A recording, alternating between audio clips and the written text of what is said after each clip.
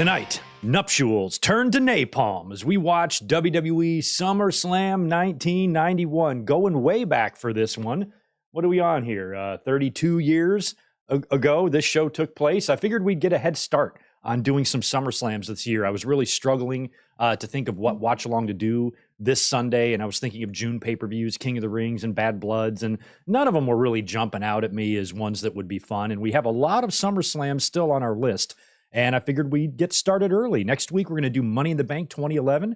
1 week from tonight, that's already up on the channel. The link is anyway, so you can go ahead and save that for next week. So that one is going to be perfect because that's going to be the night after Collision and CM Punk's return match with FTR and all of that. So I figured that would be an appropriate watch along to do next week. Punk, Cena, Chicago, Money in the Bank 2011, big match in the business. So we're going to do that one next week. And then in the month of July, we will just keep resuming knocking out some of these SummerSlams. But I figured we'd get an early one done here. We've talked about 1991 in the past as George Morris pointed out here, which I'll read that super chat in a minute. 17 people on this event apparently are passed away. One of my favorite matches of all time is on this show. Bret Hart beating Mr. Perfect for his first singles title in the WWE. Lots of good matches. Tag team titles change hands. IC title changes hands. Big handicap main event with big Ultimate Warrior implications as he would leave the company, and the Macho Man and Elizabeth wedding and all that stuff. We are going to have a blast watching this one. So you guys know what to do. Over on the Peacock, you want to go to SummerSlam Season 4, Episode 1. Runtime, according to the Peacock, is 2 hours, 43 minutes, and 46 seconds. And we'll hit play here in just a couple minutes. Timer right below me. We'll start to run and just sync up with that, and you'll be good to go for the entire pay-per-view. It's good to see everybody here today. Hope you are having a great weekend. Thanks to everybody that joined us yesterday for the podcast. I threw up a couple of mic drops on the channel today as well, and I will probably put up another one tomorrow. Let's knock out some of these channel members like Michael Kumo. Sorry, I got like a cat here on my nose. Michael Kumo, good to see you, my friend. Tatanani is here. So is Brandon McNeil, and there's George Morris with his token 5. Hey, Greg, how are you doing? And how is Tito? SummerSlam 1991, 10 out of 10. 17 people from this event are dead. Love song edited, but I think original on DVD. Oh, the love song. Oh, yeah, they probably are going to edit that together. Shit. By the way, I have SummerSlam 1991 on VHS. It's a little bit busted in shape, but they were doing, they had a couple of years here where they were doing these big VHS boxes, you know, bigger than normal with that little spacer in there, just to make them big. But yeah, I've got this on VHS. Wish we could watch that, but unfortunately, I don't think all y'all got VCRs. I still do, but here, we'll kind of display that in the background there. George, your cat in your picture there looks a lot like Tito. He looks fat like Tito. He's got the same whiteness under his chest and on his feet or legs, it looks like. Your cat looks a lot like my cat, George. That's pretty cool. JJ Leg, not sure if I got you either. Welcome. Zach Palgett is in the house. We Are Pro Wrestling is here. Mathis, Flying Knee Bear, Ray Frand. We have the Juliet, Ramon Coffee. Good to see you. We have Brian Hip, Chad Rittenberry, Ceram Creations. Ooh, just saw the 700 Club. Yeah, fuck it a Peta Robinson. Deshaun Robinson, you are here as well. Good to see you, my friend. Glad you're in the house. Ben Espinoza is here. Mike Rouse. We've got K-Dogs Kennel. Kevin, did I get you a minute ago? Victor Cologne is here. WWE fan Brad, 7th SZN. Big J. Right on. I'm probably missing a couple there. 2011 Money in the Bank next week. It's already up on the channel. The link is there. It's either on the latest content tab or the watch alongs tab, one or the other. I can't remember which, but I got all the playlists there, all nice and organized for you guys. So it should be easy to find, and we're going to be doing that next week. Hello, Sherry. Good to see you. Right on. We got Kevin and Sherry in the house. I cannot do any better than that. George, her name is Strudel. Thanks. Yeah, she looks like Tito. You want to hook them up on like a blind date? Maybe they can have little Strudel Tito babies together. I think Tito's too old. Plus, I got him fixed. He can't do nothing. He's an old man now. He's 10. He turned 10. He turns 10 this summer. Little Tito.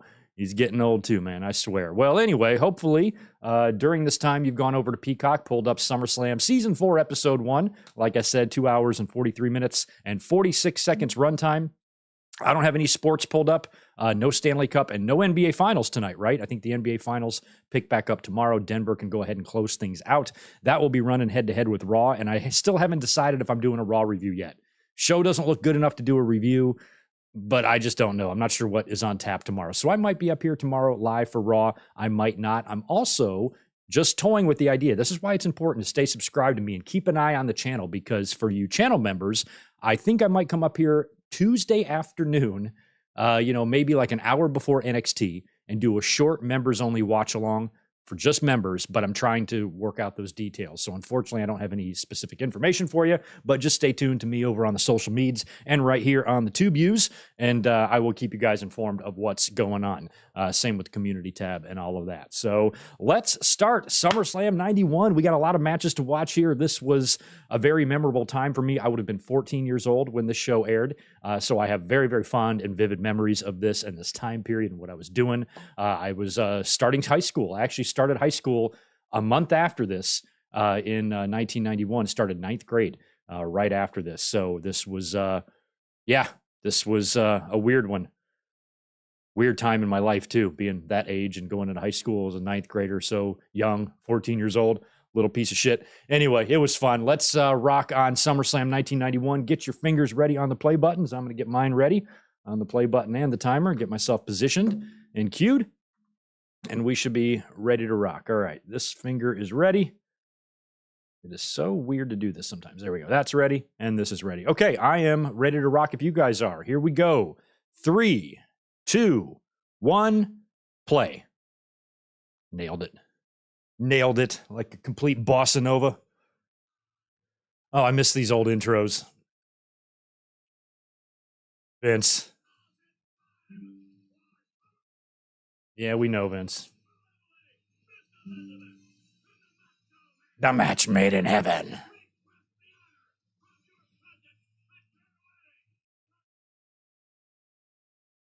They were divorced less than a year later, which is crazy.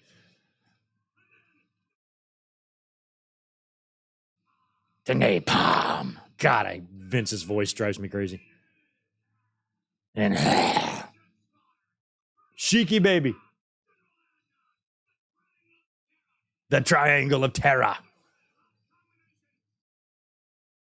That's that New England accent coming out in Vince. The triangle of terror. Oh, I forgot. That's right. I totally forgot they were in the garden. That's right. MSG. So who we got? We got Piper, Gorilla, and Bobby. You can't ask for anything better. It's literal perfection. Commentary table perfection. Look at Piper. Ric Flair is on his way in. Basically, I think the announcement had already been made about Flair.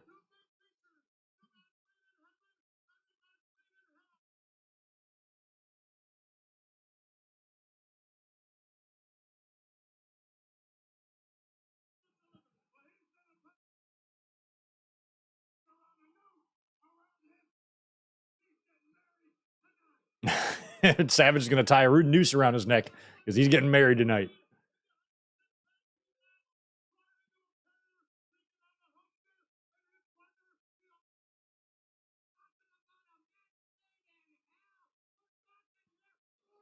We talked about this match a little bit yesterday on the podcast, and Colonel Mustafa, when Sheik Bey came back in, this was his last run in the ring in the company, is right here. One thing I forgot to bring up yesterday is when he won the gimmick battle royal at WrestleMania 17, because he couldn't be thrown out of the ring, so he just had to win. Really regret not mentioning that yesterday. All right, so this is the big, like, Steamboat is back in here in 91. He's I mean, this was so stupid. He was NWA champion. He bounced between NWA and WWE so many times, I lost track. But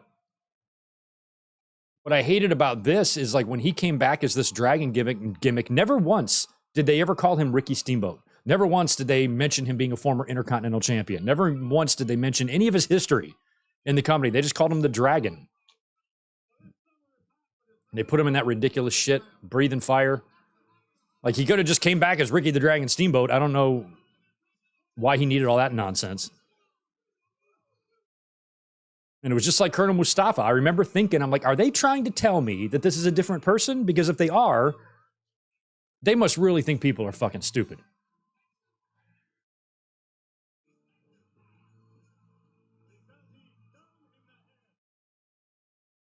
Wow, yeah, look at check out this match. We got Davey Boy and Kerry Von Erich with the Dragon. So Davey and Von Erich are passed away. On the other side, we got Hercules has passed away. So half of this match has passed away. We got a WrestleMania 7 and WrestleMania 2 rematch in here. WrestleMania 2, Hercules and Ricky Steamboat. And WrestleMania 7, Warlord and Davey.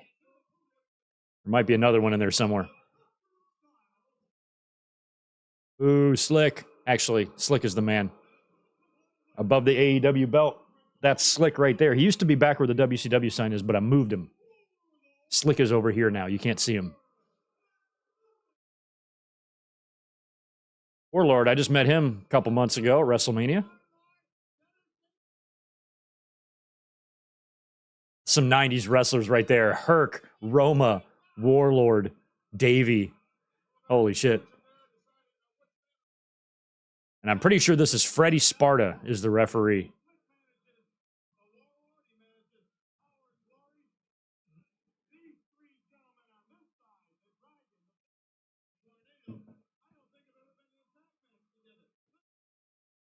They're going to be lost out there. I mean, this match is just loaded. I mean, the physiques on these guys. The guy in the worst shape is probably Hercules. You know, this is the first time I can even think of a Hercules and Davey Boy run-in. I don't recall those two ever working together, Herc and Davey Boy.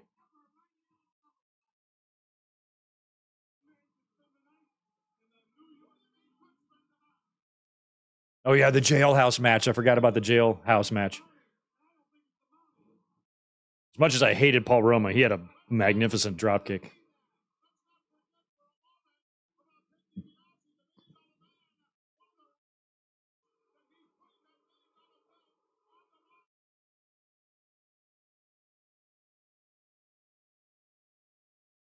Ah, Mike.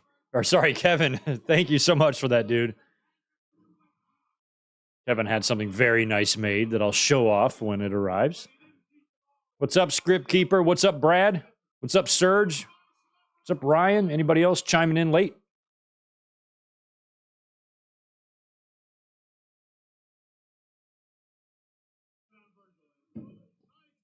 Oh, that's right. Virgil and $1 Million Man are on this one, too.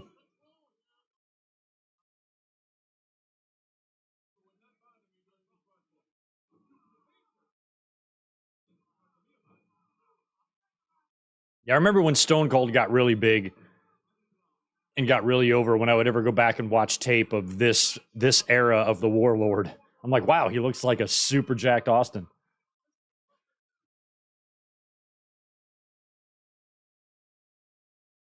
And I'm trying to remember Steamboat's, how long his run lasted. We Are Pro Wrestling might know this, but I feel like Steamboat was only in from mid 92. I'm sorry, from mid 91 to like early 92. I don't recall seeing him much more than that. I think he was in the company maybe a year or less. I don't know how long this run lasted, but then he was back to WCW right after this. And he'd stay there virtually, until the end. Stay there until Hogan got there in 94. And then he'd leave there too.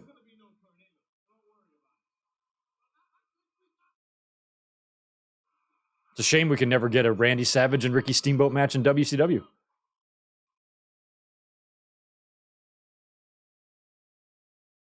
I think they just barely overlapped when Savage came in. Steamboat was on his way out or was about to leave or something.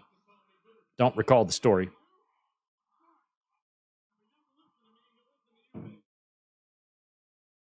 Oh, yeah. Gorilla's trying to keep Bobby and Piper in check.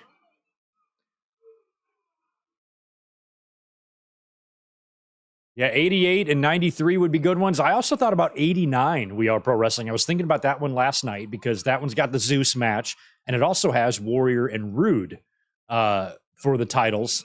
And there's a couple of interesting matches on there. I thought 89 might be fun. We watched 90 last year.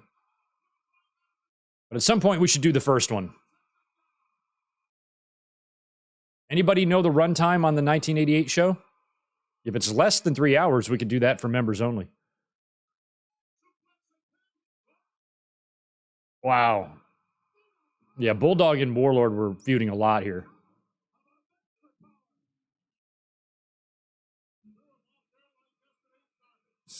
Steamboat, big chop from the top.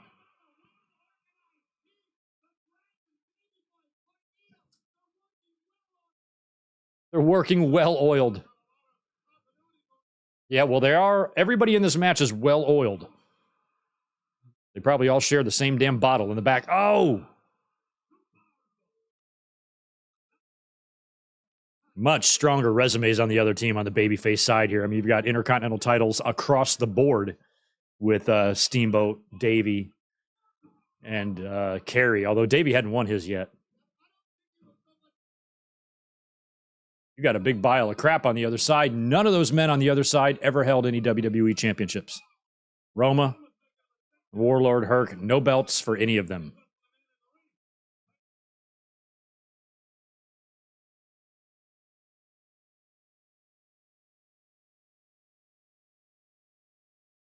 Herc, where you in no man's land, boy?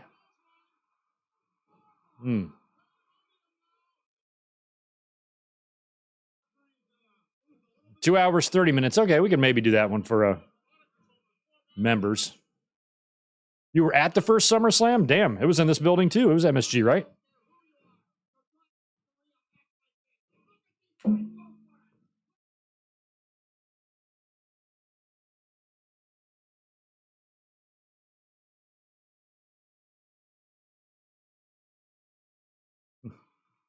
Ooh, nice. It's kind of interesting on this one. I guess WrestleMania 1 was like this. Some of the MSG shows were like this. But the hard cam is actually like over the entranceway here. You know, we're at WrestleMania 10, you know, it was reversed. Like the hard cam was facing the entrance because you had that short entrance in MSG. This one is like over the entranceway. Wait, maybe it's not. Maybe it's off to the side. Where the fuck is the entrance on this? Oh, I guess maybe it's off to the left. I don't know where the hell the entrance is. Is it in relation to the hard cam? I don't know if it's left. I think it's... Actually, I think it might be on the left.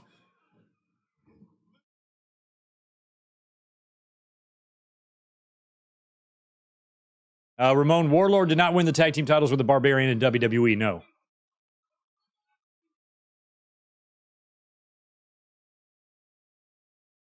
Kirk was still pretty big here, although he's getting old.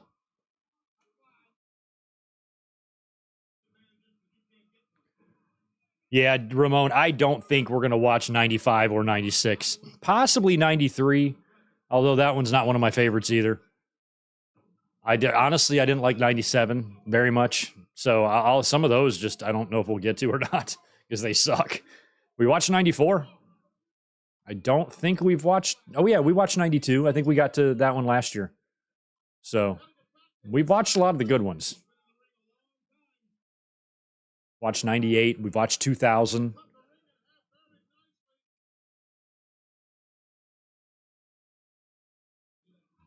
I was just going to say that.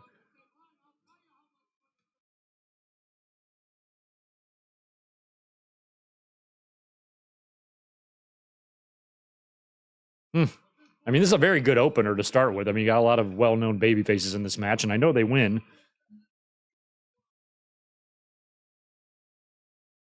Yeah, and Ray, I don't want to watch 97. I don't want to watch the Owen pile driver and all that. And the Brett and Undertaker match was long and slightly boring. It was just the finish that was really good. Not a fan of 97. I don't think it's a very good show.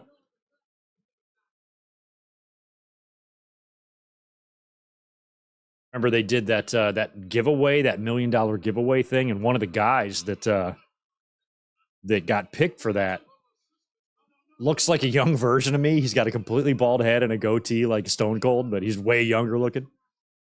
I think Brian Zane did a review of that show, and he mentioned his that it was me on the thing. I'm like, that wasn't me.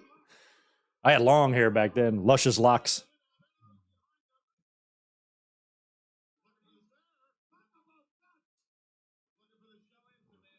Hmm.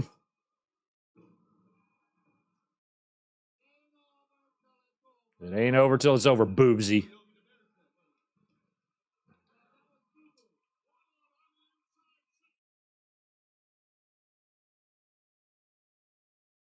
Yeah, '05 might not be bad. Hogan and HBK. That's about as late as I want to go, though.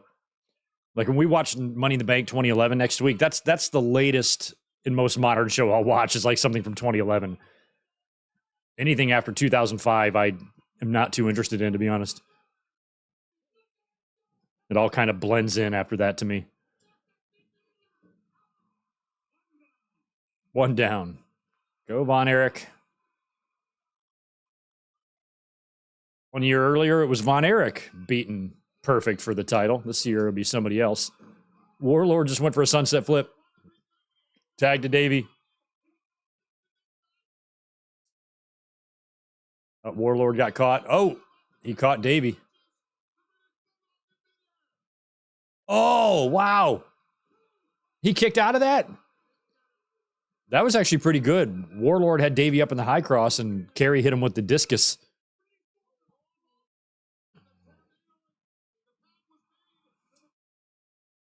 Yeah, Great American Bash would be good. I'd be into that.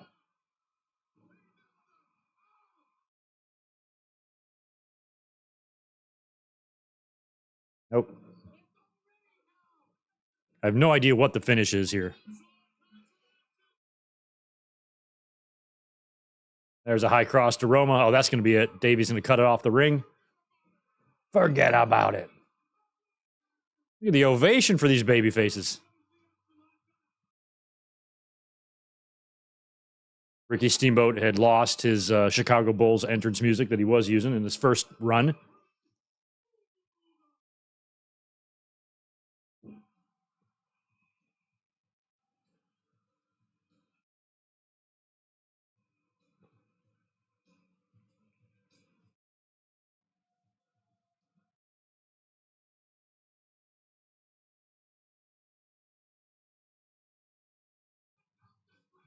He's up. He almost fell off the top rope there on that high cross. He won a lot of matches with the high cross.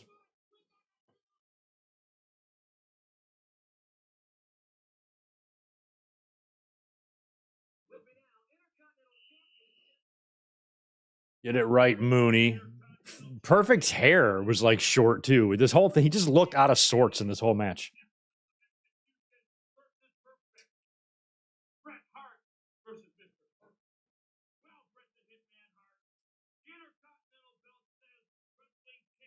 They brought in fucking John Tolis to be the coach. It was so stupid. I hated it. Hated it. Heenan was the perfect manager for him, but the coach, so stupid.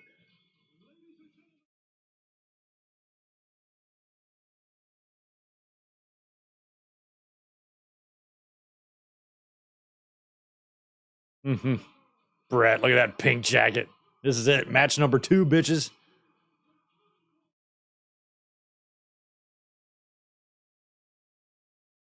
The funny thing is about this, at the time, it wasn't registering to me that they were going to belt up Bret Hart because I had already seen this before. They had already made Bret singles before. He wrestled Perfect a lot. He lost to him a lot. I look at Bret. There's Bruce and Stu and Helen. Bruce with his headband. And it wasn't like registering to me that they're like about to push Bret because I just thought he was going to lose to Mr. Perfect. I was actually surprised this match was booked for SummerSlam. I wasn't getting it, basically. It wasn't occurring to me that, oh, this time it's going to be different. They wouldn't do this match just for Perfect to simply win here. They're gonna push Bret, but it's like I didn't believe it till I saw it. You know, because in these days it still came across. It still felt like a tag team guy was winning a major championship, and that was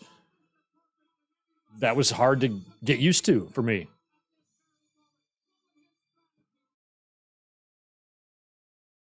Ah, Perfect's belt fell off when he jumped over.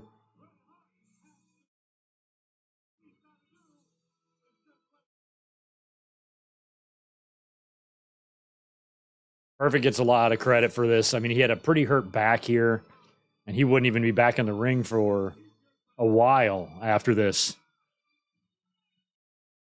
Wasn't a full year and a half. It wouldn't be until like the following year's Survivor Series in '92, like when he turned babyface against Flair and all that. But Brett did a lot for Perfect in those early days, putting him over, and that's why Brett credits Perfect with working so hard to get him over in this match, because of everything Brett did for him when it was time to make him. Now it's time to make Brett, and Mr. Perfect went above and beyond to return the favor here. That's why Perfect's awesome.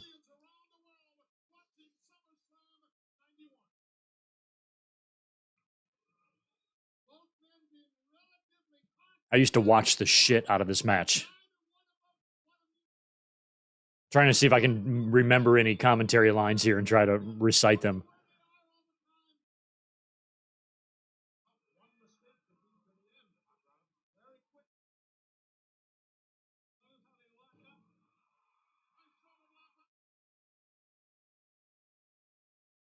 Love that.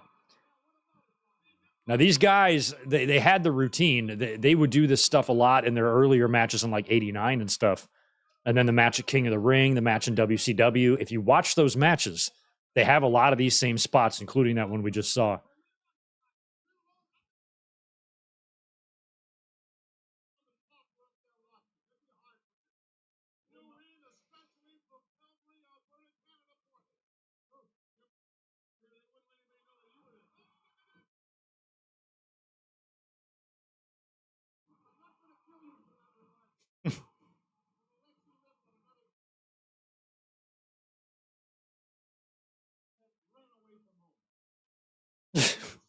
I heard a rumor that your mom and dad ran away from home. Like, Bobby Heenan's pretty ballsy here to be needling Hot Rod like this.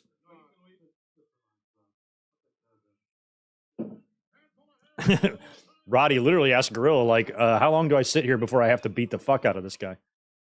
Okay, yeah, so I was wrong. The entranceway is off to the left here.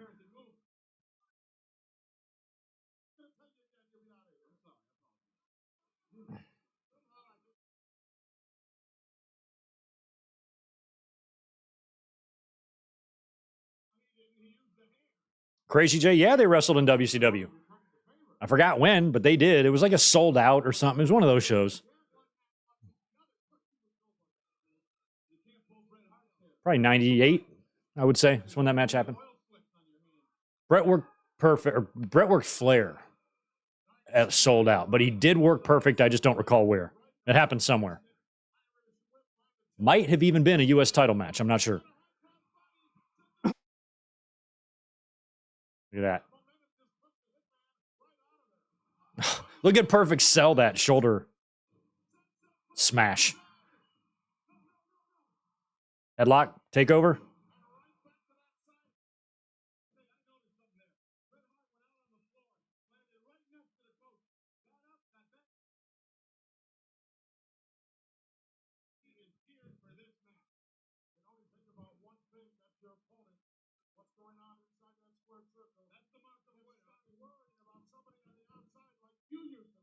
Oh, thank you, Victor. Uncensored 98. There you go.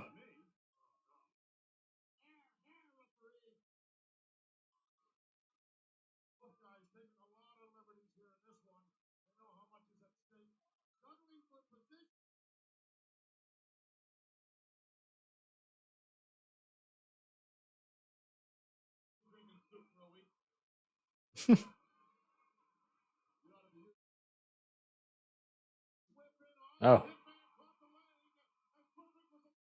It's crazy seeing them side by side. Like, they're literally the same height, same weight, same everything.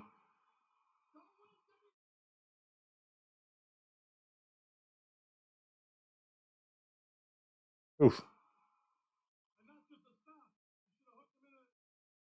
Yeah, and that sharpshooter he had just started using.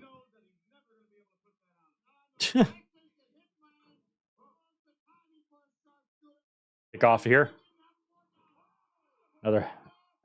Now, Perfect will kick him off.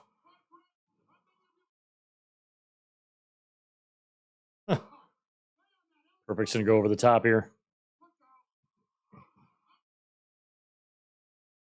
I mean, Perfect is moving around incredibly well for someone who's injured.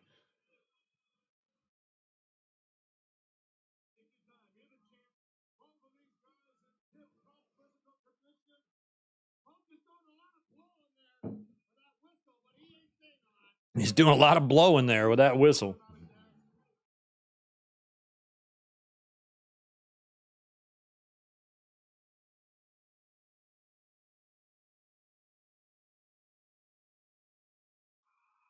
I mean, was that whole thing planned right there? I mean, did they plan for Brett to literally tear his singlet off? Because he did.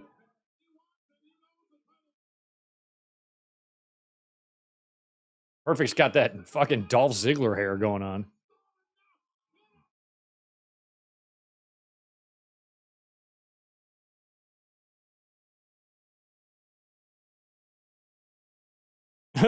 Stu and Helen right there by the exit sign.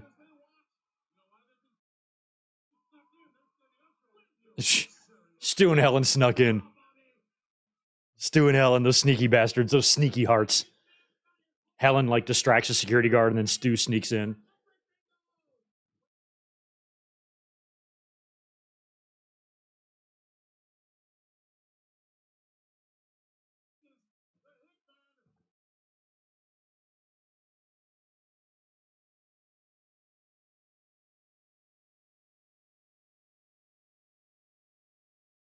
"53 yards. That's very specific, Gorilla.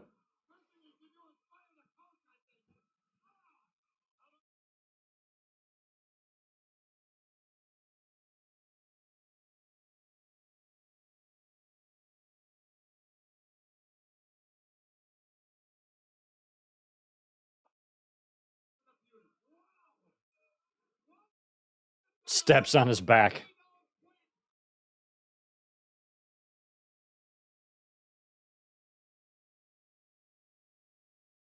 Yeah, if Perfect wasn't injured here, I don't know if they would have put the belt on Brett here. I'm not sure. I don't know what they would have done. Probably would have gotten some rematches, I suppose, between these two guys. But it felt like once he parted from Bobby, that coach shit just wasn't it.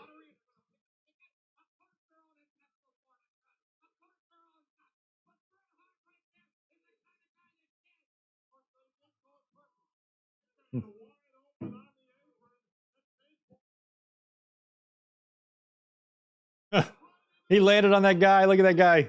He's like, what do I do? What do I do? I have a sweaty wrestler on me. Where do I put my hands?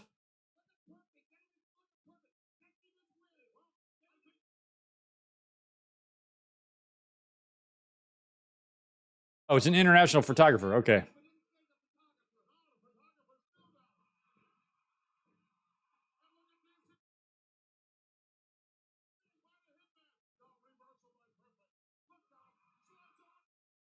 Let's roll up. 2. Fans are starting to get. They're starting to feel it. Ooh.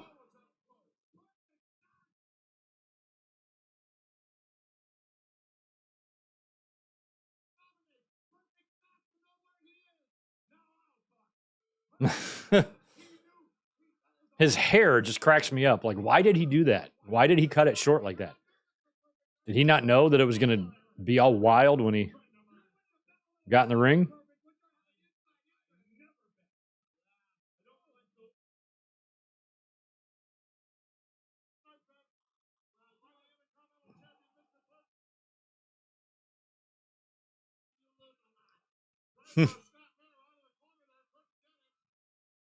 Oh.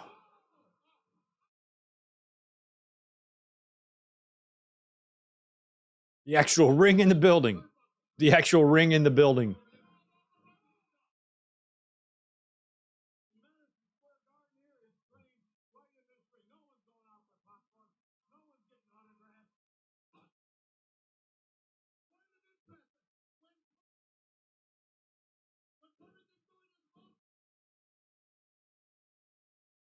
Yeah, I didn't like Coach because it felt like they brought him in just to create this manager gimmick for him, just to manage Mr. Perfect. Like, there's been plenty of times throughout history where managers have sold contracts to wrestlers to other managers. Bundy moving from Hart to Heenan, and, Sheik and Volkov moving from Blassie to Slick. And Other examples like that. But this one was just, ooh, so bizarre. They should have paired him with somebody already existing that was familiar.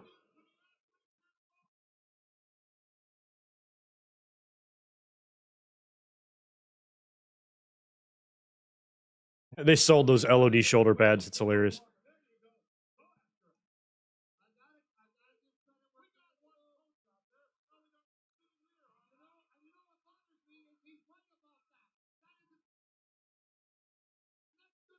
And Heenan on commentary was so crazy too because he literally had just left Perfect. I mean, he was still managing him, I believe, at WrestleMania 7, which was just a couple minutes or a couple of months before this.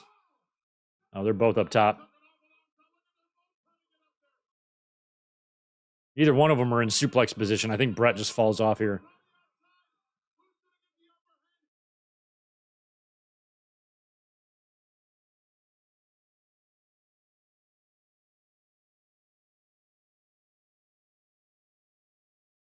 Oh, look at Perfect slapping Earl around. Whoa.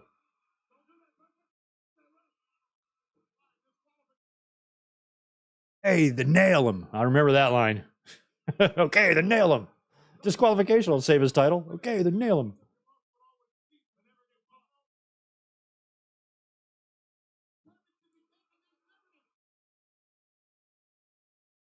Never Gorilla back in the night. Oh, this move too. By the hair. It took me years because Gorilla would always say that the win if you can, lose if you must, but always cheat shit all the time.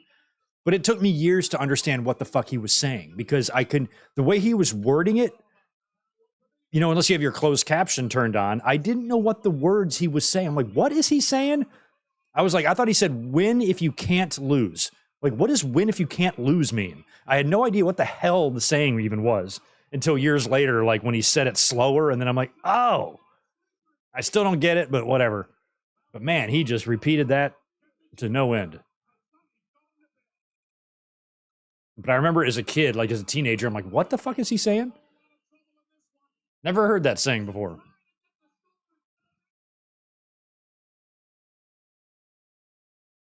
That's a shitty sleeper. Hey, Piper knows about sleepers. He didn't have a very good one either. Cinch up, exactly. Gorilla's right. He does not have that applied perfectly. All right, way to go, Mr. Perfect, the shittiest sleeper hold in history. Nice crucifix.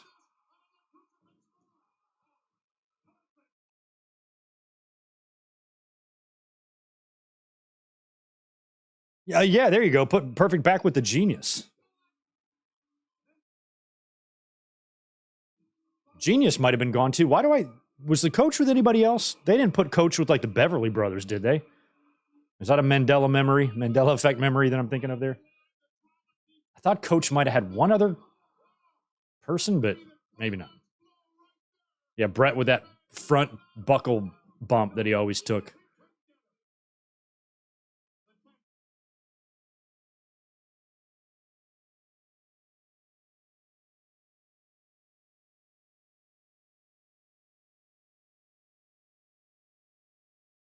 There's nothing like WWF action. This is perfect plex now. That's it. He's got him.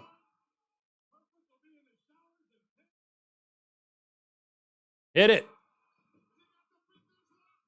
No, Brett kicks out. Nobody's ever kicked out of that except for Hogan and Warrior and a few other people.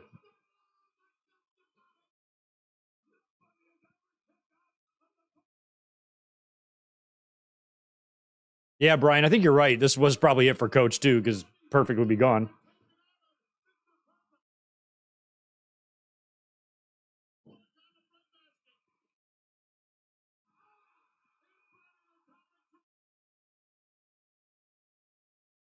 It's just a stupid saying. Like, I don't get it. Like, I've never understood it. I've always thought it was dumb. I don't know why it persists and why it's like a famous wrestling saying. It's dumb. Couldn't you just simplify that whole sentence and just say cheat all the time?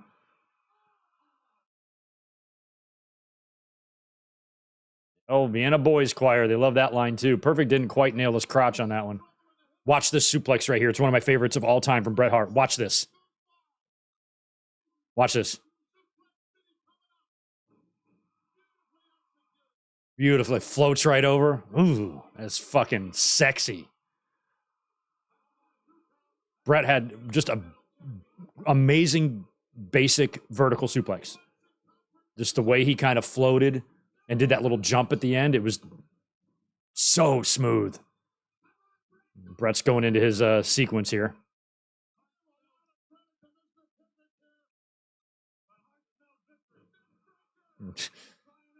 Grill always thought that was a neck breaker.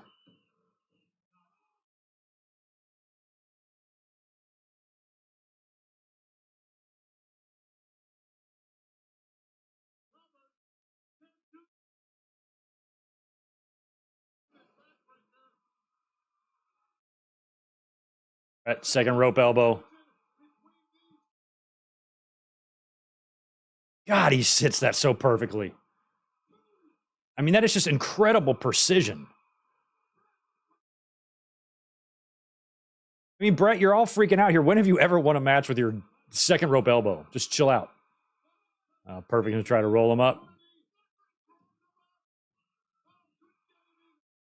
All the way out of the ring. I mean, I guess around this point, you could feel like this is probably going to be Bret's match.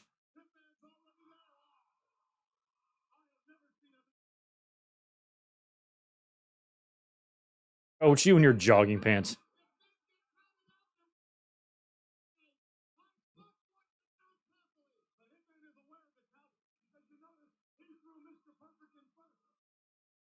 Okay, watch. Bret's going to go for the legs here. Yep. Perfect could always sell this so well, too. And he's so light on his feet. Like, the way he can sell those like that. Flip himself upside down. Doing all this injured, by the way. The time. Heenan wants to know if they're close to the time limit. Here we go. Sharpie. There's Coach. Oh, fuck off, Coach. Boom. There you go. Suck on this, bitch. It's hard. You can see now that he's got his head off him, you can tell that's John Tolos. It's hard to tell it's him with the glasses and shit on. Yeah, well, whatever, Bobby. I would never hit a man with glasses. I would use my fist.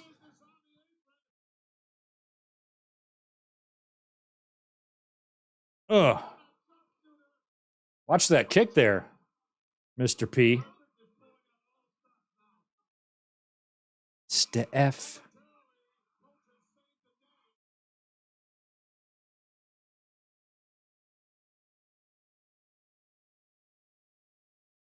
Wow. Perfect dropped the leg on the crotch and did a Charlotte handspring to get back up. Good. Oh, caught him. Here we go.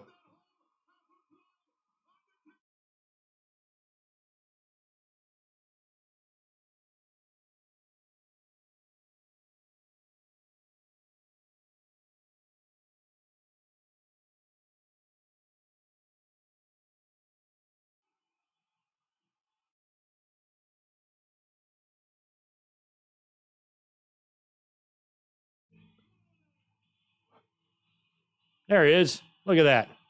Intercontinental champion. And he's tearing off Mr. Perfect's clothes. Look at Perfect. He's out there looking like 1985 Kurt. I love that new Intercontinental champion. Oh, what a picture. He looks so good with that belt. This place is going banana. There's Stu and Helen. Look, I love that shot of the crowd.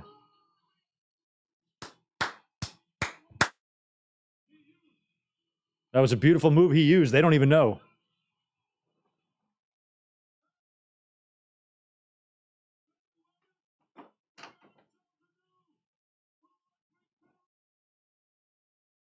Now, I think they get it in. They interview? Yeah, they're in interview Helen and Stu. This is my favorite. Watch this. Alfred, leave him alone, man. He's trying to...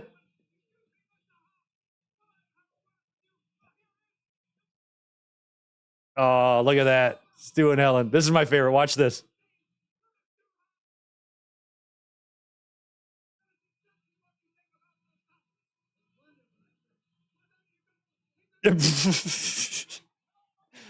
Stu, tell us exactly what you feel. Well, there you have it. Alfred just dissed Stu Hart. Lord Alfred Hayes is a piece of shit. I'm sorry. Little weirdo. Fuck off, Lord Alfred. Well, there you have it. Stu literally said one word. He goes, eh. And Alfred goes, there you have it. That was terrible. Ooh, it's Hot Ticket. It's a real American story exclusively on pay-per-view. Oh, wow. We get to look at the spectacular career of Hogan. Hey, there's a match right there. Shiki.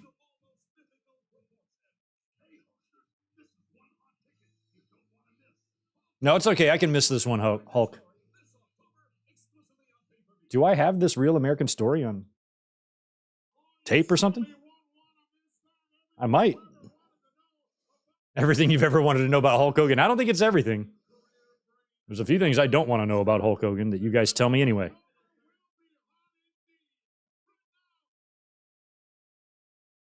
Mean Gene, who do you got? Oh, Bushy's. Rest in peace. Luke. Or Butch, I'm sorry. Butch passed away. And Andre. Gene, did you know I named Magnum TA? JJ, yeah, that's the definitive look of the IC.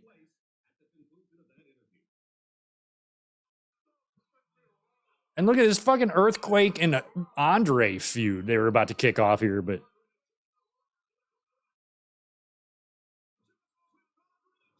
damn, Andre went down, too, man. He bumped. Babyface Andre getting beat up by Earthquake. He was just too far gone to really do anything. This reminded me a lot of when Billy Graham tried to come back and he just couldn't.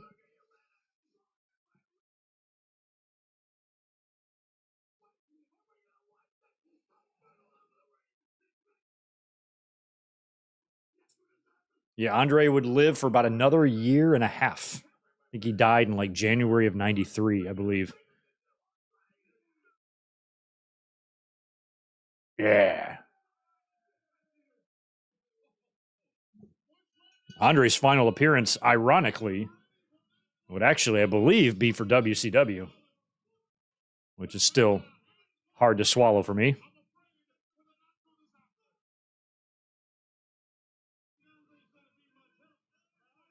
JR Falls, call your cable provider. I don't even have a cable provider. I have an internet provider.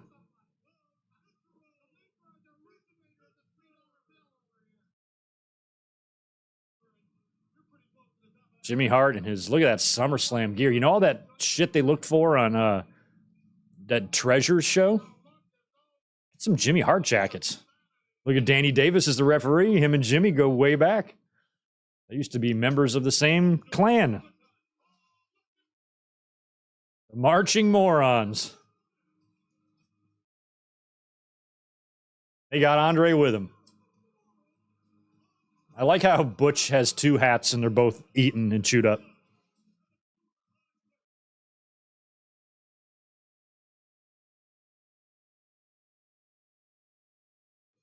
Yeah, Scripper. He didn't die at his father's funeral, but he died while he was over there for the funeral.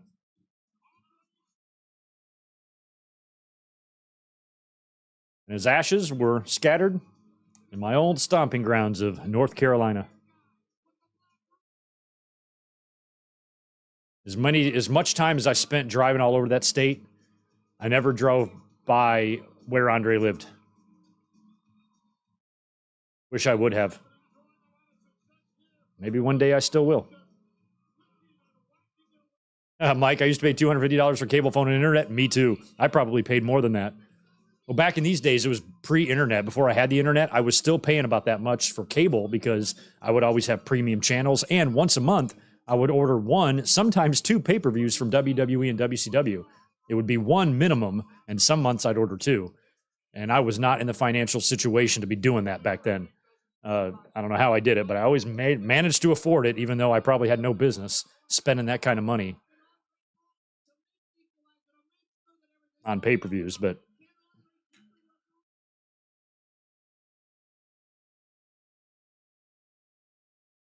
so we got Bushwhacker Luke, Typhoon, Freddie Ottman, Danny Davis, as far as I know, is alive, and so is Jimmy Hart.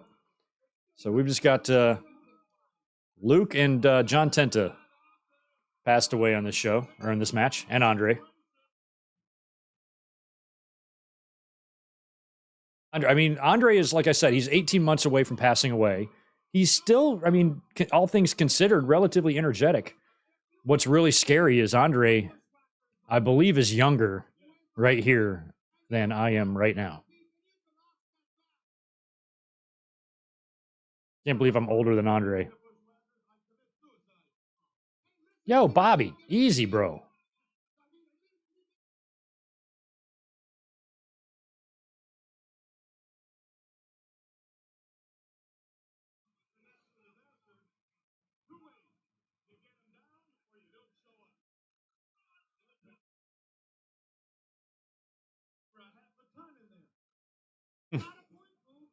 You got a point, boobs.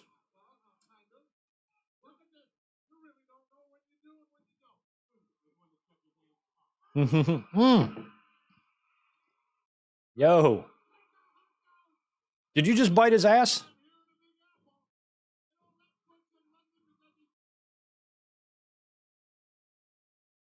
What's crazy here is the Natural Disasters, they would stay together a whole nother year. They'd go babyface. They'd win the championships.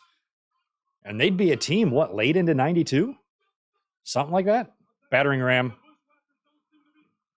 Oh, damn, Typhoon ate that. Damn, Bushies. There they go. Okay, thank you, Victor. Andre died at 46. Sweet. So I'm about to be I'm not older than him yet. I thought he died at 43. I was wrong. 46. I turned 46 in 3 months.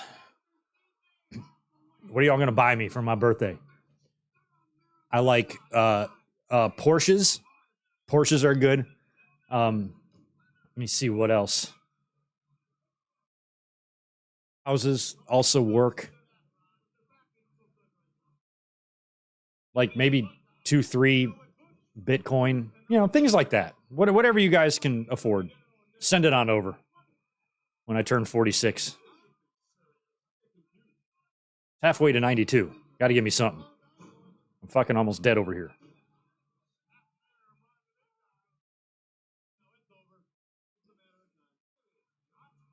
Big elbow.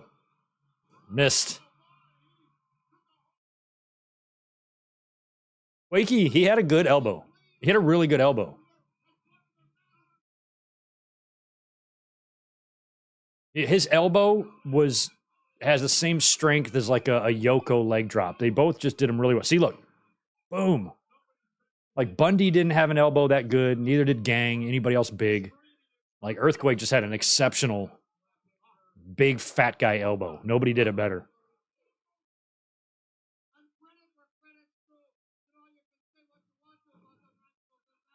A super chat. Am I missing super chats up here? Oh no. False alarm. Can't believe they haven't stuck Earthquake in there yet. Daniel, why not? He's long overdue, man. He deserves to go in for what he did as Golga alone.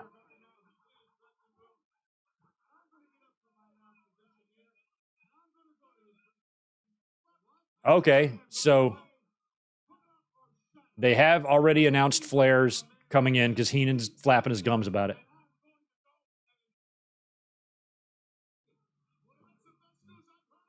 And Heenan's going to go and he's going to take that belt. Welcome to our family, Jacob Miller. You are part of the family now. You're one of us. We fight for you. We defend you. If you need help in any way, If you come out with any sort of specific sexuality, we support you and we love you, your family. No matter what, Jacob.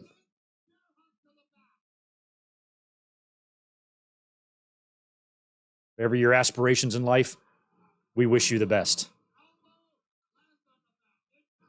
I hate watching these like documentaries or wrestlers always say how like their parents didn't approve of them wanting to be wrestlers and stuff. I'm like, that sucks, man. Like, this is what you want to do, and your parents are like being a pain in the ass about it. I'm like, let me know what I want. Let me do what I want to do. It's my life. So, Jacob, whatever you want to do, we got you.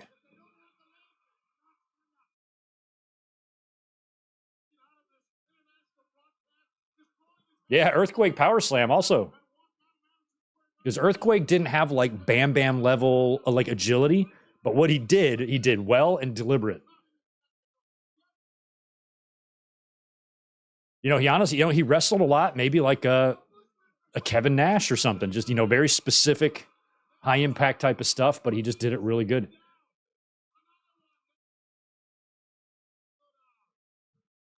Now they're going to throw them into each other. That's how you do it. Ooh, look out. Is he going after Andre? No, he's facing. Oh, no. Hit him with the crutch, Andre. Another deceiving thing about Tenta, too, is how fucking tall he is. He's tall. He's way over 6 feet. He's like 6'3" or something. He was very large.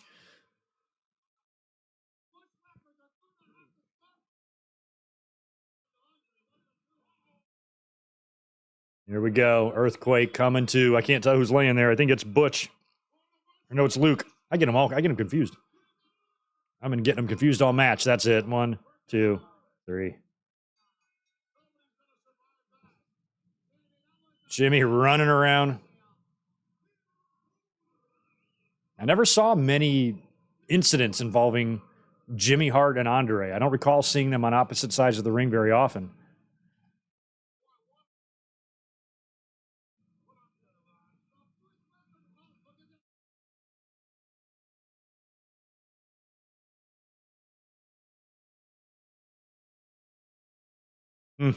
Victor Cologne, appreciate the $2 you bought season 4 of Dark Side of the Ring on Apple. That's cool. I'm assuming you don't have Vice, I guess. Oh. LOD, hey, don't you guys have a match? I like this. Look at this standoff protecting Andre. Right on. Hawk, Annibal, Andre, and Tenta all passed away. It's amazing that both LOD members are gone.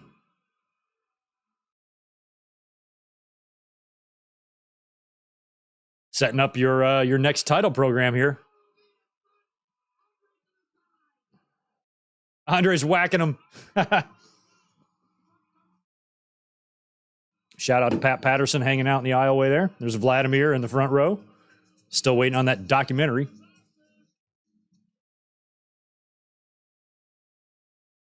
Oh, I miss the guy in the front row. I miss like the black guys with the flat top hair. So many of my classmates had that and like the fade or the little like thing in it. Like I miss 90s style. I wish they were back. I miss the overalls. I miss the airbrushed shit. The 90s were the best. Can't beat the 90s.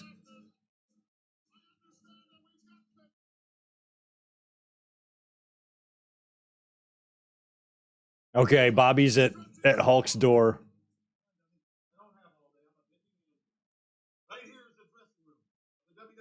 I want to see that belt.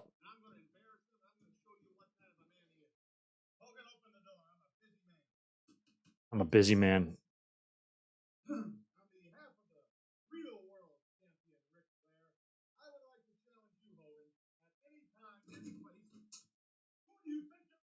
I like how they don't show Hulk. And I like that Hogan's door only has a piece of paper with the name Hulk on it.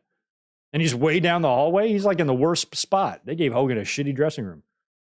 Props to Heenan, though, for looking up,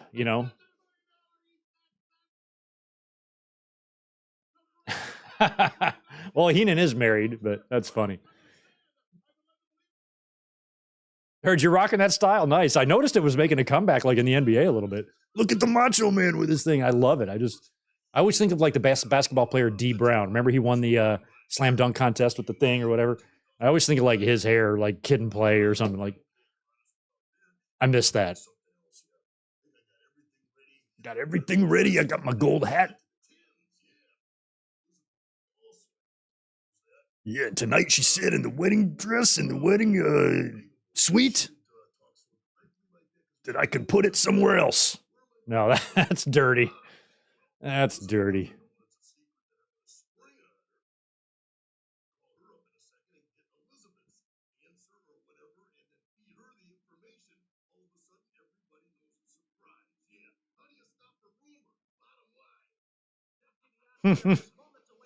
Oh, Sherry, look at her. She's so hot.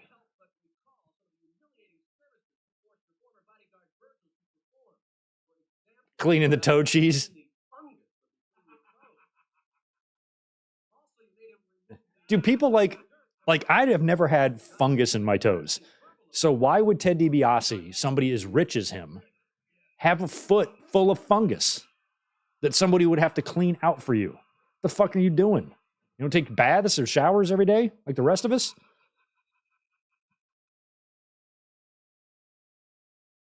The fungus.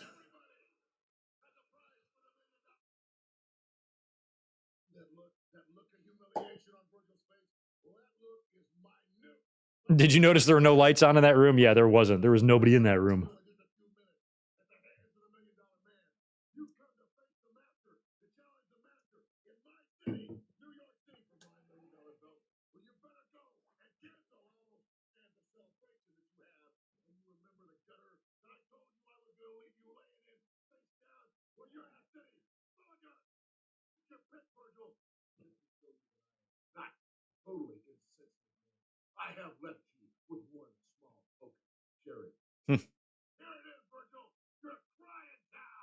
You're crying. Oh, so funny. Crying towel. You're so hilarious. Who wrote that promo?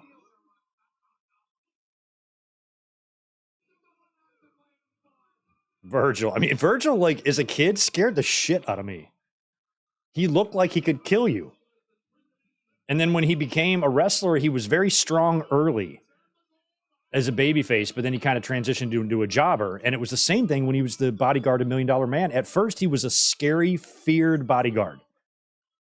But then that transitioned into a weak, cowardly bodyguard. You remember that? Like, I always thought that was weird. He was very silent, and very strong looking, and he just scared the shit out of me. But then when he would interact with baby faces, they would always kick his ass. And I'm like, why are they kicking his ass? He looks like a tough motherfucker. DiBiase is a $1 Million Man. Wouldn't it stand to reason that this is a guy that would hire somebody that could physically protect him and himself? Like, why would he hire a jabroni, So I always thought it was weird that Virgil was made to look weak later, probably just because he's a heel and baby faces baby faces got a baby face. But I thought he should have been a little bit more, have a more dangerous mystique to him than he had. But by now, he had already turned face at the Royal Rumble, turned on DiBiase. They had the Mania 7 match, and now this match is for the title. Like, he's in good shape. He's kind of got the boxer gimmick. He's got his meat sauce.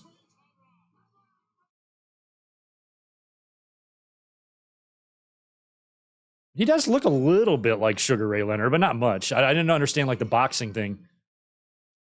Yeah, him and Piper. Kiss his head. Kiss that dog. I got one of those. Piper can kiss mine, too. There goes Virgil right after DiBiase. I loved it when Piper showed up in WCW and Virgil was Vincent in the NWO. And Piper looked at him and he goes, I taught you how to fight. That was awesome. That was awesome. Look at Virgil on a roll here. Oh. It's kind of funny. Like, if they did name him Virgil as a rib to Dusty, it is funny that he turned heel or he turned face and turned on DiBiase in a match involving Dusty.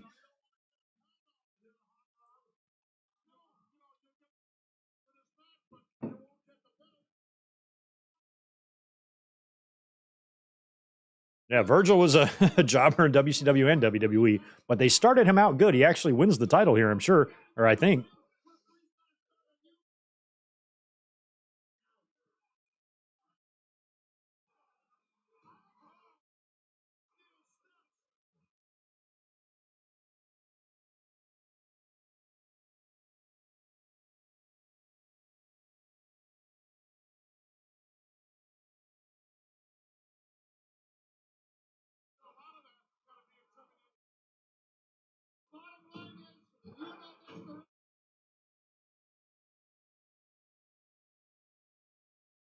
I don't think Honky Tonk Man was a terrible wrestler. I just don't think he did a lot. Fundamentally, he knew what to do in there. He was trusted and he worked with all the best. And I've never heard anybody really shit on his ring work. But some guys, didn't do a whole lot on there. He wasn't that flashy or anything like that. But in terms of the things he could do, they were simple, but he knew how to do them. He wasn't clueless in there. But I really, like I talked about yesterday on the podcast, hate that guy is at the top of the Intercontinental title history in terms of the longest runs. And that's why Gunther has got to beat that. He's so close. How'd it go, Bobby? What happened?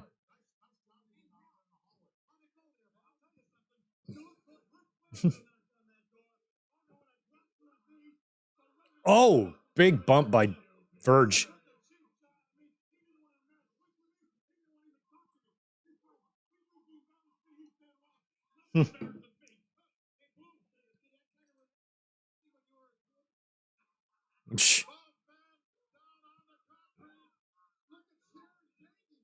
I don't know why I'm so attracted to Sherry. Probably just because she's crazy and wild.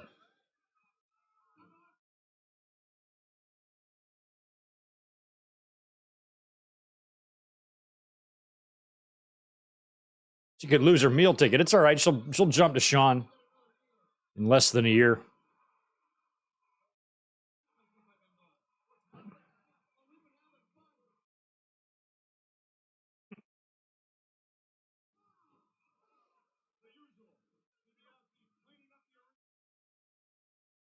Cleaning up the arena with Virgil. I love that DiBiase also didn't get another bodyguard or another servant or whatever he was treating Virgil as.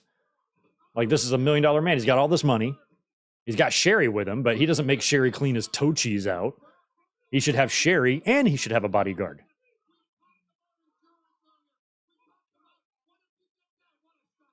Jeez.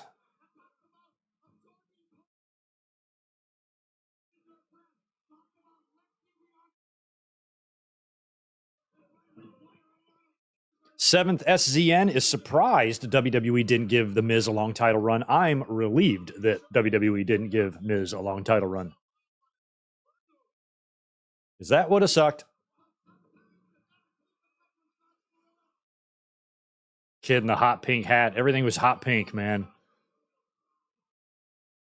I remember my grandpa, maybe 1990, whenever hot pink was the hottest. And my grandpa got some hat, some auto race plate, or I don't know where the fuck he got it, but it was hot pink like that. And he came to visit and he was so proud. Check out that hat. You see what color that hat is? He thought he was so cool. Grandpa, in his fucking 70s. He's like, Gregory, you see this hat? See, check out that color. I'm like, yeah, I see. I got 19 hot pink things in my room. It's not that impressive, Grandpa. But boy, he thought he was the hot shit with his hot pink. Everything had to be hot pink. Oh, wow. Wow. That's one of the best double axe handles I've ever seen delivered in my life. I don't really like that move. Even Savage's, I didn't totally love. But that was actually a really good one. Well executed, well sold. Good job, DiBiase and Virgil.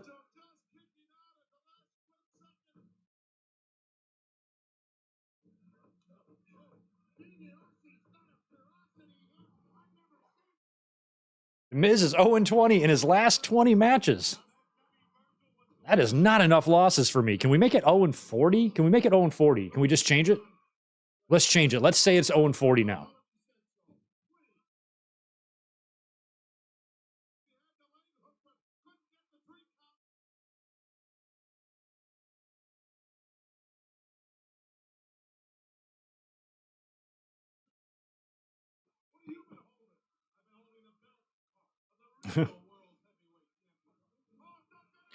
Oh, $1 million dream, or maybe this is the $100 dream.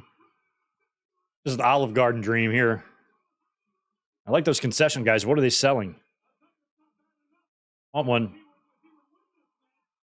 Soda, beer, big spongy index finger. Oh, Sherry, with that loaded purse. Oh.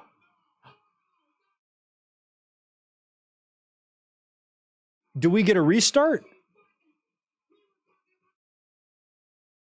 So Sherry got DiBiase intentionally DQ'd. Earl's going to tell Howard, we ain't going to win it like that. They must restart this because I'm pretty sure Virgil wins the title.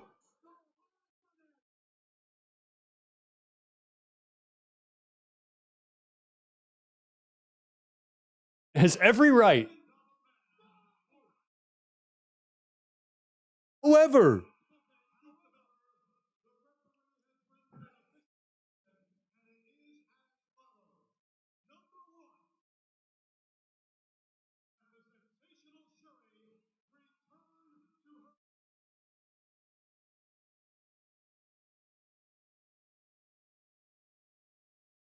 Yeah, Earl can't make all these decisions. I mean, I don't want Sherry to leave.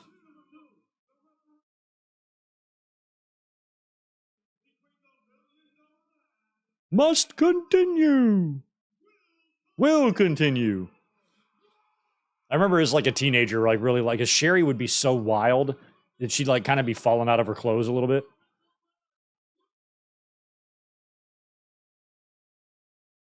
And I remember being 14 and hot and bothered.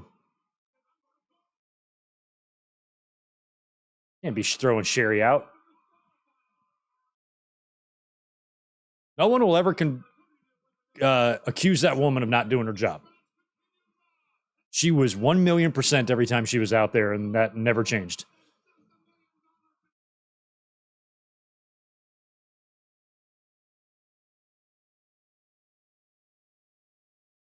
Virgil's pride, Virgil's heritage.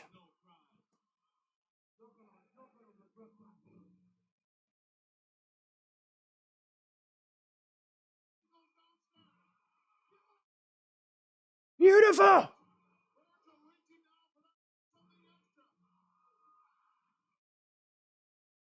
DiBiase eating that turnbuckle.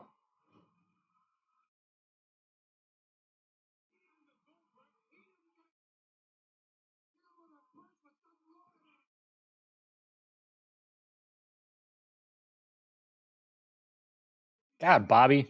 I love that Bobby Heenan was such an openly a pussy.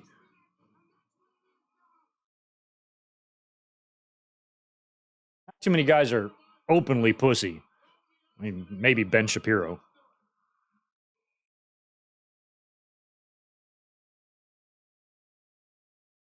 Punch to the neck, and Virgil with them neck punches.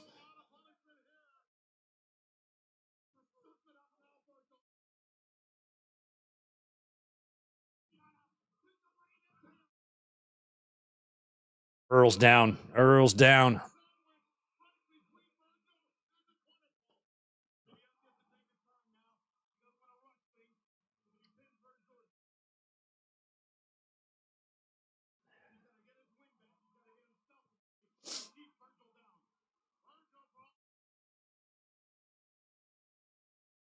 It's a pretty long match.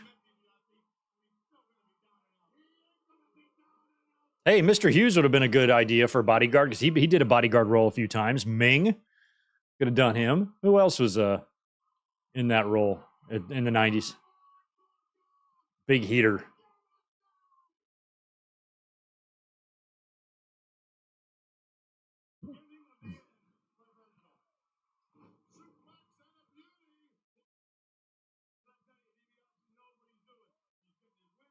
Hmm.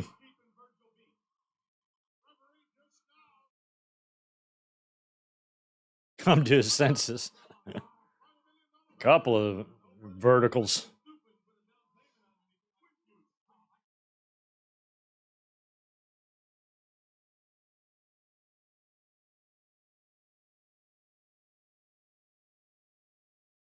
Do you remember talking to your mom? Do you remember talking to your dad? Piper, the great motivator. I'm on, Virgil.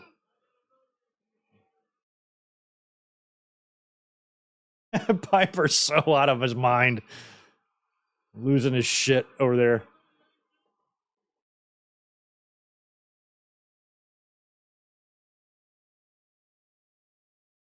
I like there's a fan in the second row in a full-on suit and tie.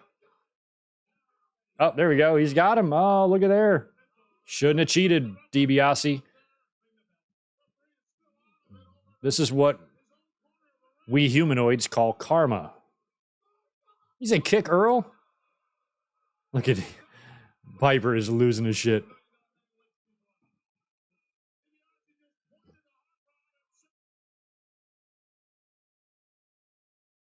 Oh, here comes a turnbuckle pad. My favorite is when they can't untie it. Oof.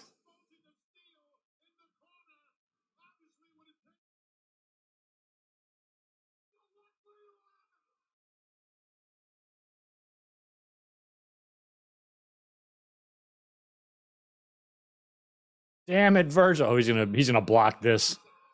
Well, that's really stupid of you, DiBiase. Oh.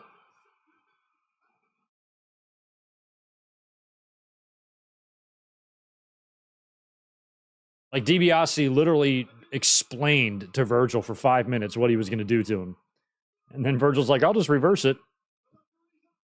Since you told me your evil plan, I know now how to counter it. DiBiase's done a lot of stupid things in this match. Your stupidity has defeated you here, DiBiase. You were literally outsmarted by Virgil, a man you treated like shit, demeaned, probably did call dumb a time or two. And in this match, you're the dumb one.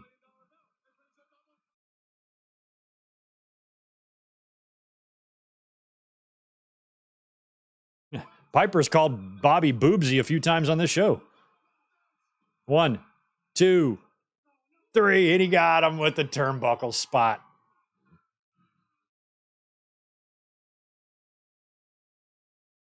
Virgil had interesting music.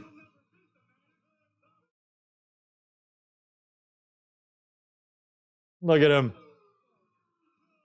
I mean, the story was pretty good for Virgil that he had this. I mean, considering, he'd been in the company now for 4 years almost, 3-4 years, whenever DiBiase came in, and spent 2.5, 3 years of that just getting abused.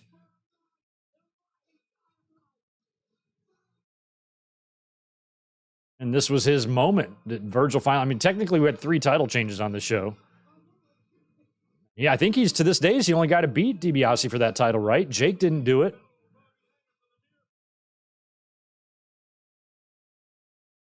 And if I was Virgil or anybody who won this belt, I wouldn't even give DiBiase the chance to win it back. I would pawn it or sell it.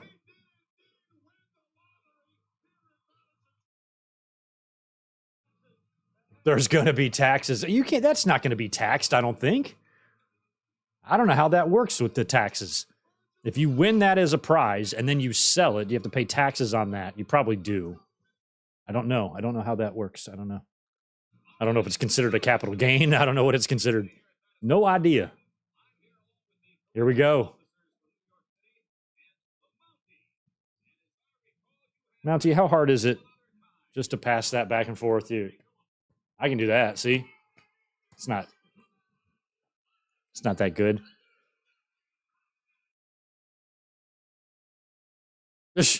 Okay.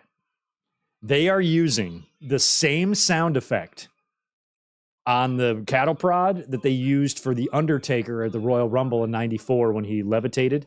And it went like zzz, zzz, and he exploded and then levitated. Same fucking sound. Same sound effect from the same batch of sound effects. Way to go, production team. These local hick cops in New York City? I don't think there's any hick cops in New York City.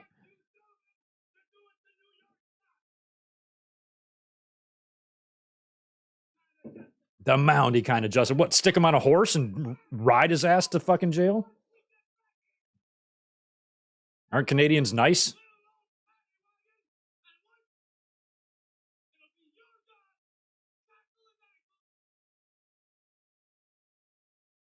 I don't know if these are real cops or extras, but they do not seem amused.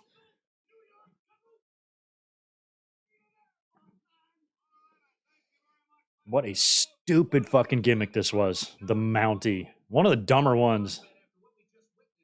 Natural feud, though, with the boss man. It's USA police versus the Canadian police. New York City's finest. He should not be out there talking to New York City's whoever had a good enough test score.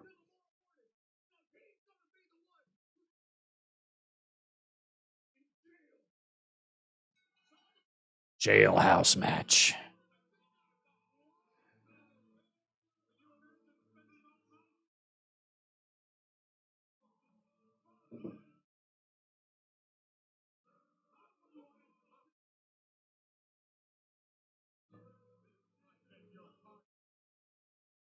So this is before he still had his weird music here. He would have his singing music. I always get my man. And then they'd have the same, they would basically re-record the same shit for the Quebecers. Jacques Rougeau might be the only guy to actually record 3 of his own theme songs with Raymond, the fabulous Rougeaus when they were all American boys, and then the Mountie, and then the Quebecers.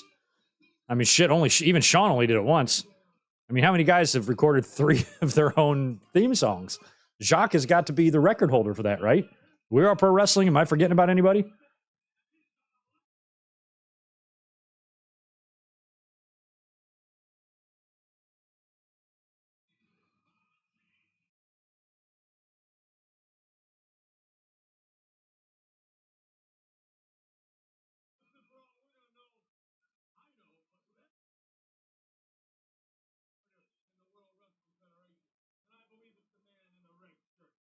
The man in the red shirt freshman, Jacques Rougeau.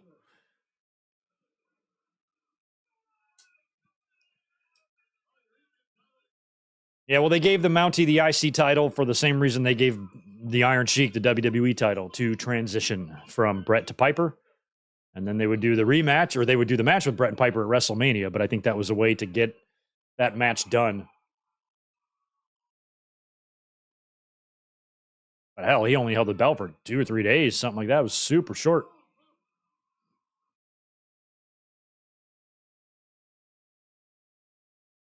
Definitely remember being disappointed. Like, why would they put the title on the Mountie? That's stupid. I'm going to get the boss man a pack of cigarettes. It sounds like Heenan's issue with the boss man is now over.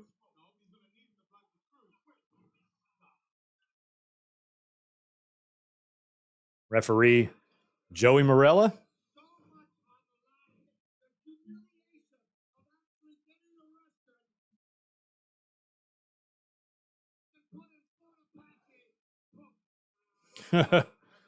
Look at Jacques' arms.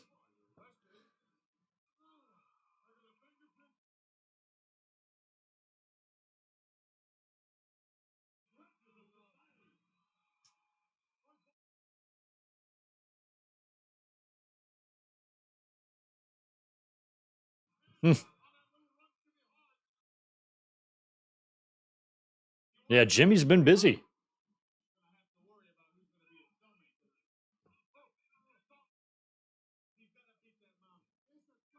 He's got to beat that Mountie. Like how they both have a yellow stripe down their pants.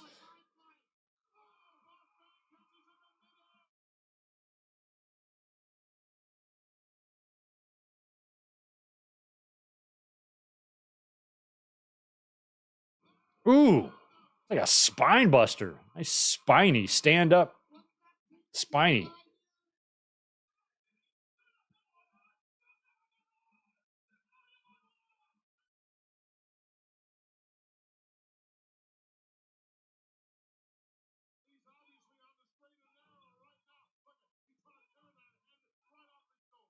He's trying to tear his head off his shoulders. Well, I hope he's not successful.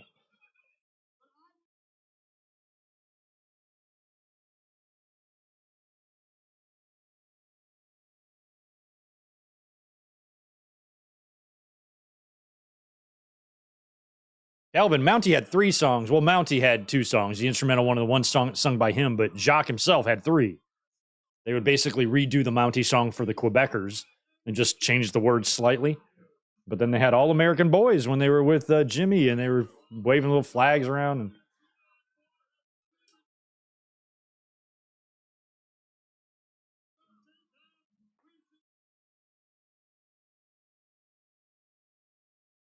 Now we're going to see somebody go to jail. What a night.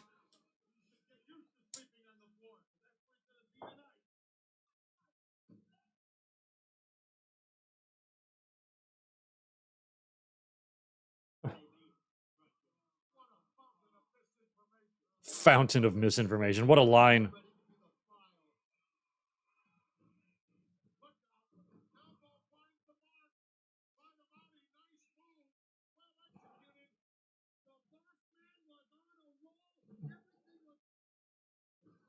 What a pile of information. I think a fountain of misinformation. They're everywhere these days. Fox News and Twitter.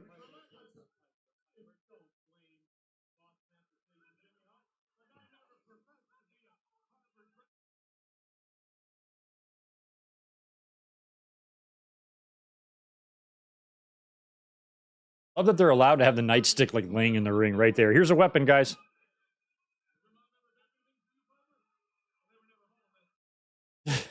Bobby, did your mom ever bake anything? Oh, they were never home. That's right. And Piper goes, "That's a little stiff, boobs." I don't recall Piper's oh man, he was on his own in the streets pretty young age. I can't recall his relationship with his parents. That's a little stiff, boobs. That's awesome. I love when I catch little words of backstage lingo way back in these days. I remember one time on Superstars, Vince and Bruno were on commentary and they were talking about kayfabe. And I was laughing. I'm like, listen to these guys.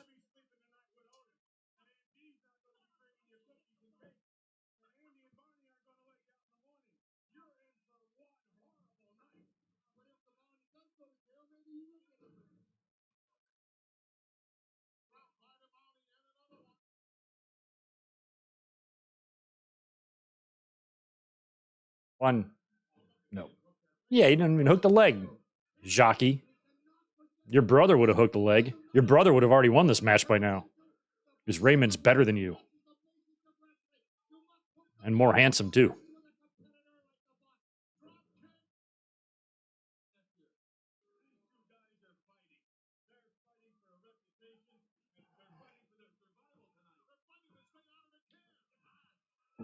I don't remember what Ray Rougeau was doing, but I think what happened is he had to retire. I think he had got an injury or something because he was not in the ring really much after this. He would come in like 93 or 94 and be like a backstage interviewer for WWE. He would do French commentary from time to time.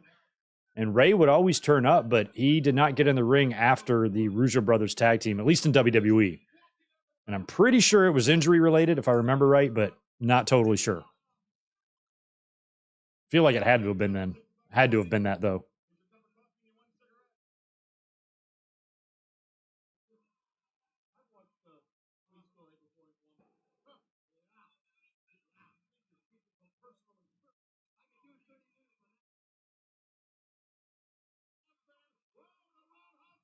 Ooh.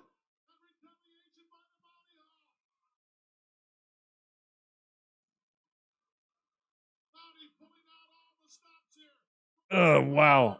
This is not going to work, guys. Please don't break your neck. Wow. Jesus. What a sell. I mean, Ray Traylor taking a pile driver like that with his legs so far up. The way he sold that, though, he fell all the way back and shook his head. I don't think anybody would sell a pile driver like that.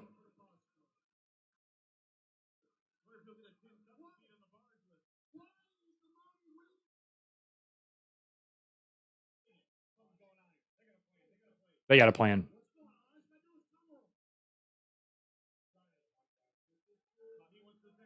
He wants to zap him. He's got the zapper. Are they going to make a sound effect? Nope. He missed. Oh, the zapper goes flying. The zapper. On the Nintendo zapper, remember? I used to kill so many fucking ducks with that thing. It's like a duck massacre.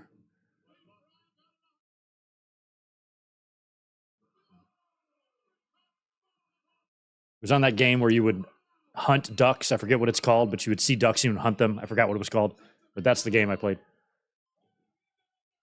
That's it. Nope. He waited too long. 1.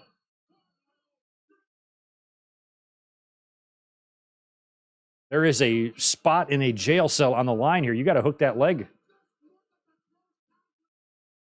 2 guys with button-down, solid color shirts and a yellow stripe down their black pants. Oh, I didn't catch why Boss Man fell there.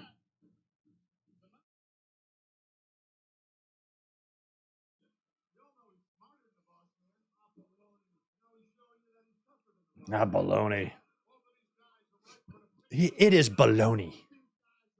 Another pile driver? Oh, God, Alabama slam.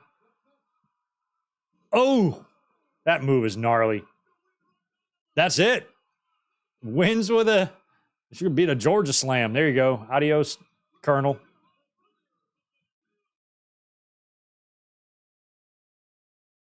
Like, would a jail really go for this? Could you really arrange this with a local jail? Be like, yo, we're gonna have a match. The loser has to go spend a night here. And he's like, here's his heart, here's his hands. Go cuff him up. No, you got to put it behind his back. He's fighting it.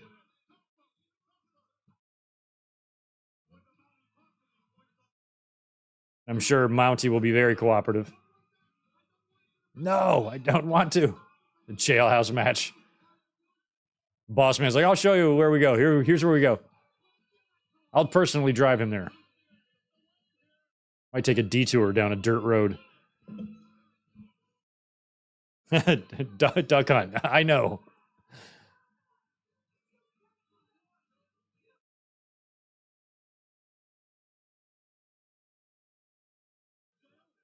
Right to the jail. Oh, we passed through. Oh, I want to see who's in that locker room. Oh, I wish we could go slower and pause that. I saw some sparkly robes in there.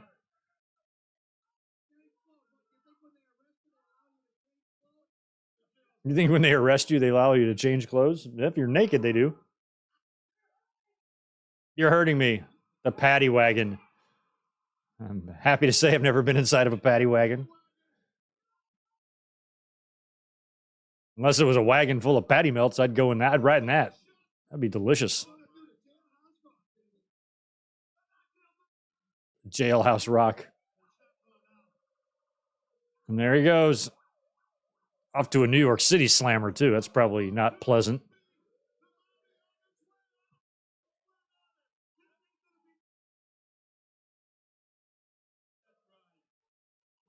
Monty, you will not get any sleep tonight. I assure you of that.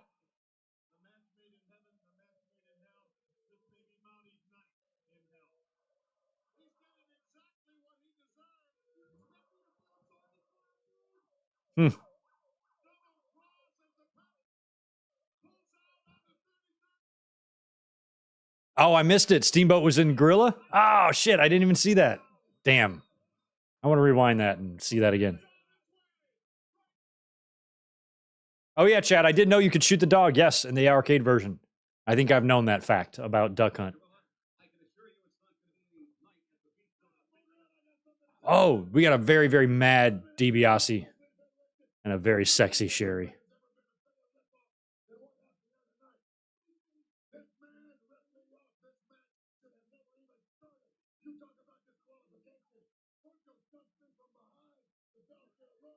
Sherry just all over the place.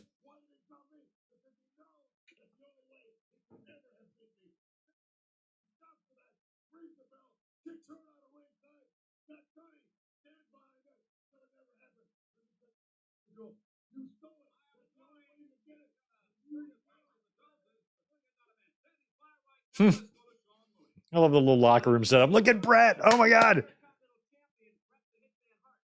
What's up, champ?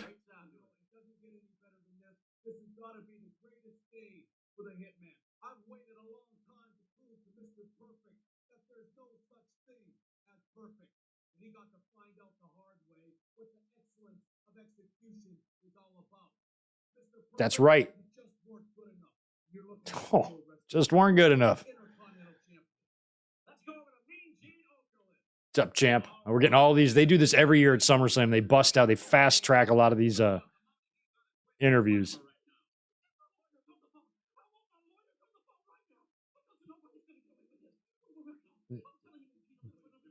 Jimmy is very, very upset and worried about the Mountie. You better be worried about the Mountie's butthole, because that is going to be in jeopardy. Severe jeopardy.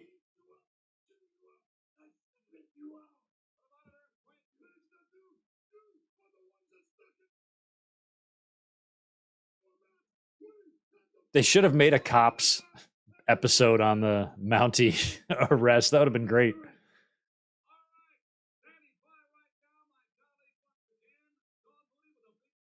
Oh, Mooney's got bossy.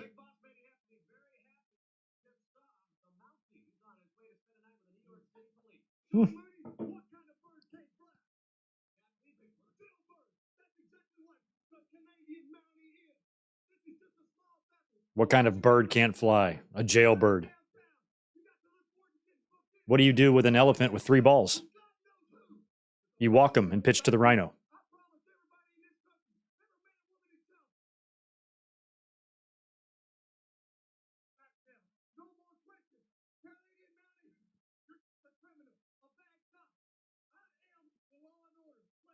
I think they might have called him the Canadian Mountie at first, just like they called Earthquake the Canadian Earthquake. And I think they dropped him on both cases. Macho's getting all dressed up. Remember back in '85 when I treated her like shit? Well, now she's going to marry me. That's right. I convinced her.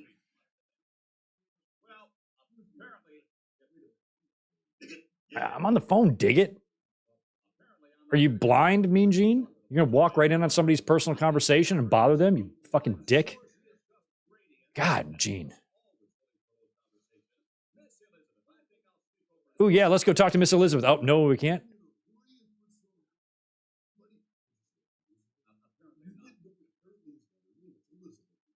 Elizabeth, that's right. Savage got a fanny pack hanging on the hook. He does, I think.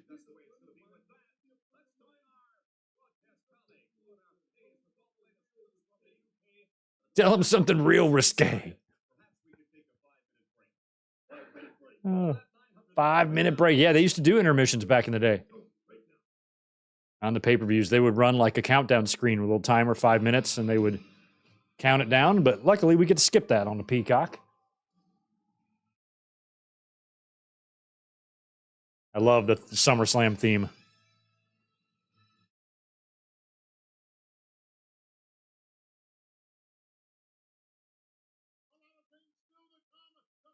The match made in heaven.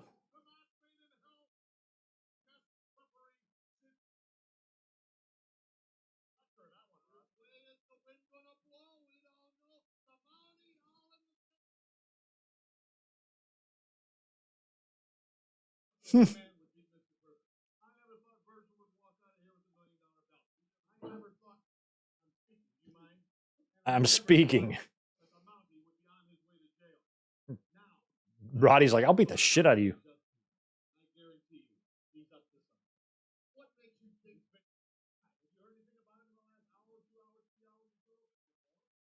No. No. It's crazy that Bobby Heenan outlived Piper. It's pretty crazy. Maybe 2 years, I think. Coming up on the anniversary of Piper's death. I think it might be this month. I know Piper and Dusty passed away just a few weeks apart. There's the Patty wagon, the Patty Melt wagon. Here he comes. I love that they actually drove him there. I'm guessing this was pre-taped or filmed. Or maybe it might be live. Who knows? You can't do this to me. You stupid. So this is how my brain works. It looks like it's nighttime when they drove him in there, right? The show, I wonder what time the show started. Probably started at 7 p.m. Which, okay, it would have been dark then. I was thinking it might have still been light out. It's summertime. I am the... There he goes. These fuckers.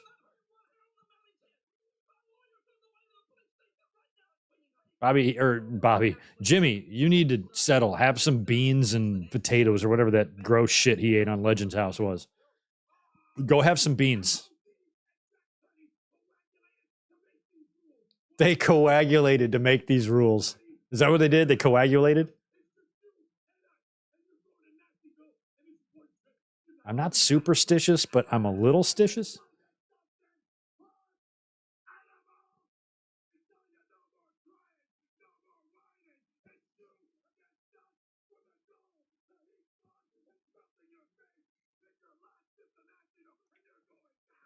It did start at 8 Eastern. A lot of times the pay-per-views back in these days would start a little bit earlier. There's more going on at the jail, guys. Here we go. Like, a prisoner going this nuts would be... He's like, you're not taking my picture. They would use, like... fuck you. No.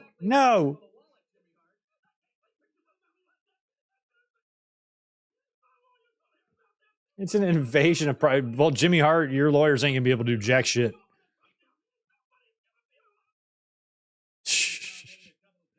Oh, Jimmy. Have some beans.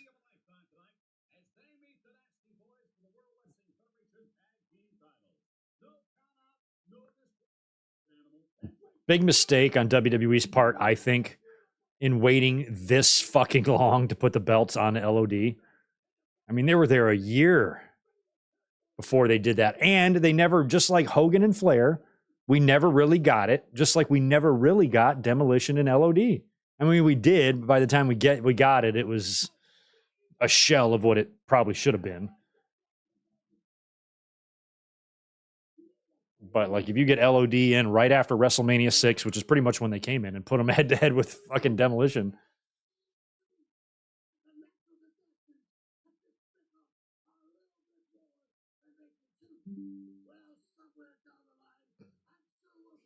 I love Hawk.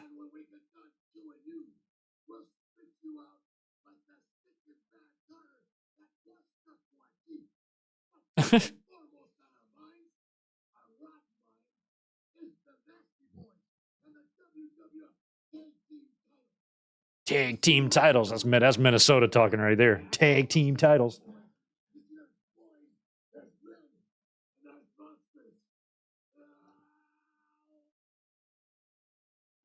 Thank you, Hawk. I've always said that Hawk could have been a great single star. Just with that look and that promo ability. You can't take my fingerprints. You can't do it. I will not let you. God, you are the biggest little bitch. This is what Trump's going to be like tomorrow. I'm like, stand tall, boy. Accept your situation. Don't act like a little whiny little ass cock. Suck it up.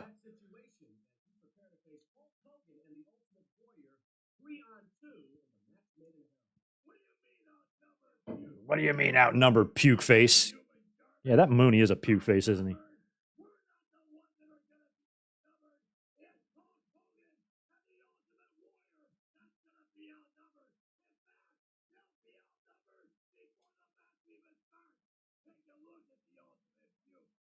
The ultimate puke. I love it.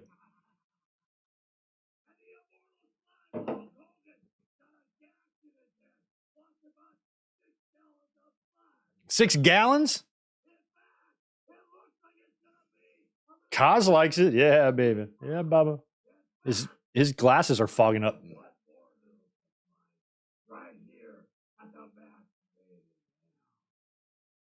God, you got the nastiest mouth and chin. God, I hate looking at Slaughter speak. It's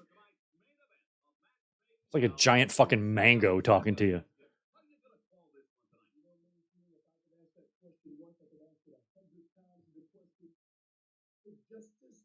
Sid Justice.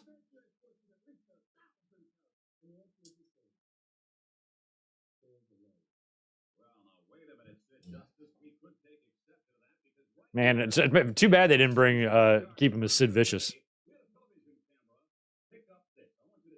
Yeah, show. What's this? What is this? This is a conspiracy, man.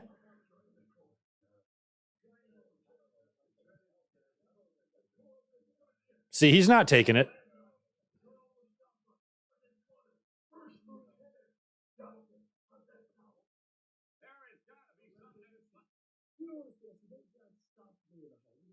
Yeah.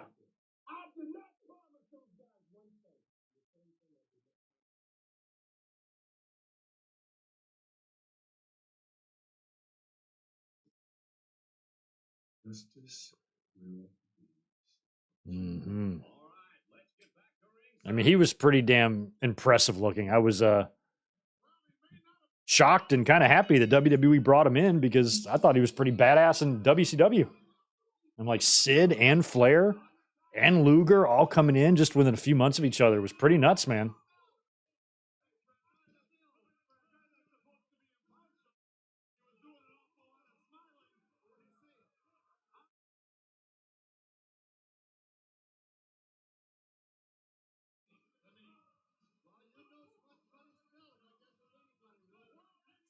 Look at that little Cabbage Patch nasties. That's good. Good job.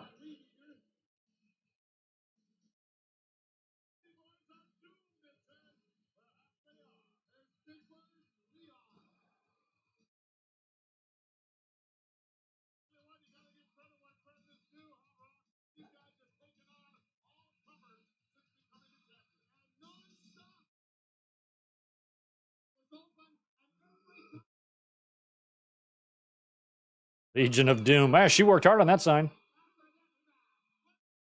I loved the LOD's theme song. I thought it was great.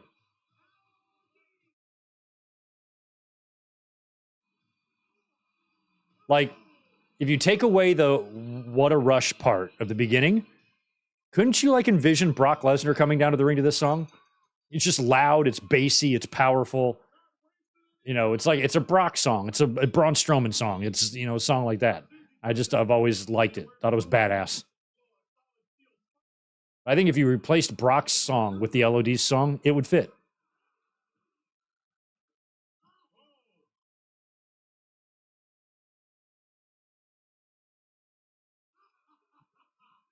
This match, even as a 14-year-old to me, was crazy predictable. Like you knew LOD was going to win here.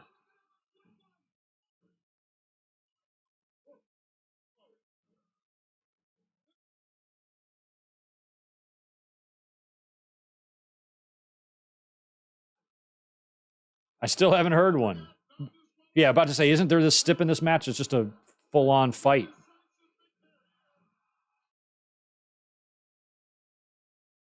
Yeah, I think a lot of Sid's lack of success. I mean, he had a lot of success, but I think he could have probably been bigger. A lot of it was his decision making too. I think Vince was prepared to say, "Hey, I need somebody when Hogan leaves. This will be the perfect guy." And Sid felt otherwise. I'm like, Vince or Sid, you might want to listen to this guy. He's made a lot of money for a lot of guys, and he could have made some for you too had you let him. But what's he got? Spraying some shit in Hawk's face? Is that Axe body spray? Not that. Actually, Nasty Boys or Nasty Pits probably smell better than Axe body spray.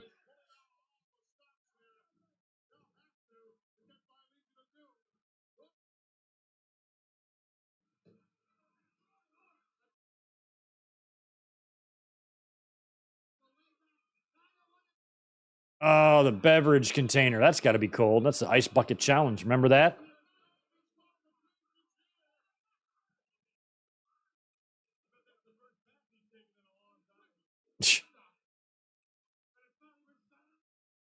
Not even Saturday night. Be right back.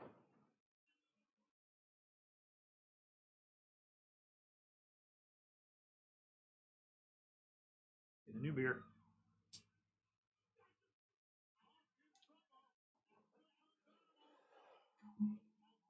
Freshie.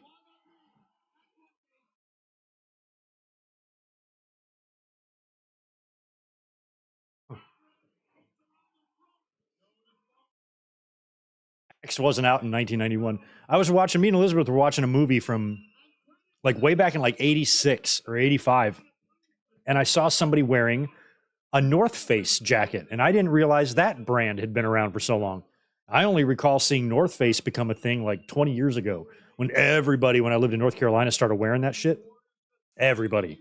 It had to be North Face, everything. But I don't remember it prior to that, but apparently it's been around forever.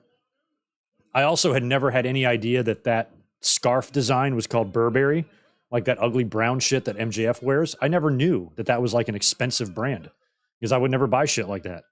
Even if I had money to spend on shit like that, I wouldn't buy shit like that. It's just not me. And I never ever knew that it's a very popular and trendy and expensive luxury design. And Greg never knew that. 40 years old, no idea. Right over my head.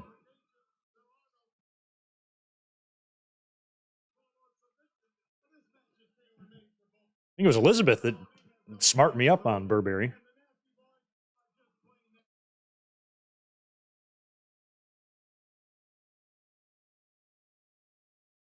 Hey, I use Axe. I use Smash. They're going to go down to jail and bust the Mountie out. Now that I would pay to see. You're going to see the nasties going in there with ski masks and some automatic weapons going in to bust out the Mountie. Mountie, the pussy, can't handle 1 day in jail.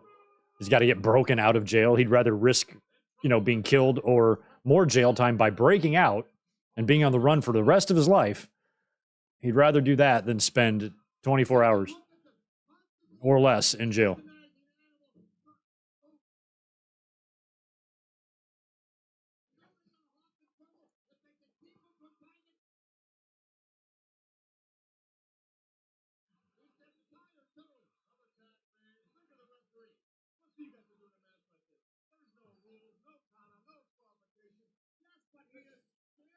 You used to use Axe when you were a teenager. Now you use Old Spice. I used to use Old Spice. Now I just eat 2 pieces of garlic and rub Gorgonzola cheese into my armpits.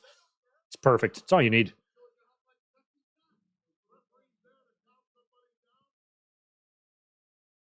Women will be like, "What is that enchanting smell?" I'm like, "That's me." Wow. Wow. What an elbow. That was a really, really good elbow. The way he was standing very unconventionally on the top rope, Sags came off with a pretty good springboard elbow on that one. Not bad. Yeah, he's definitely the more athletic, nasty. Knobs, even in 91, wasn't that athletic.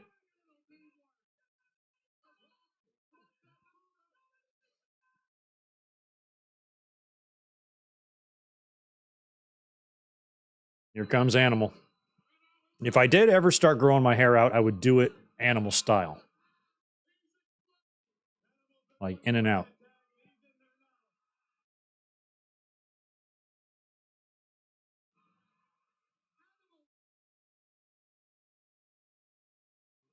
Wow.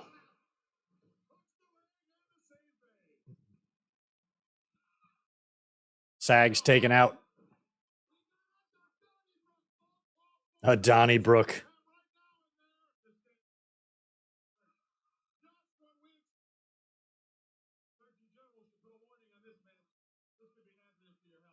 Hmm. Oh, what's he got? What is that? Oh, it's the helmet. That fucking helmet. Up, missed. Oh. I mean, why are they like bothering with the referee distraction? There's no DQ. Should not matter if they use the helmet or not.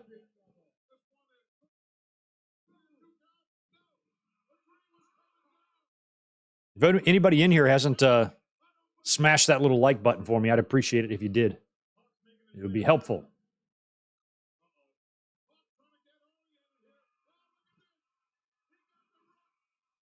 Oh, helmet to the face of Knobs. Sags gets hit from behind. Oh, Doomsday coming up.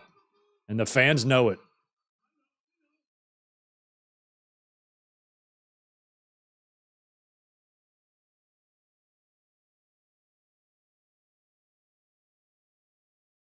That's it.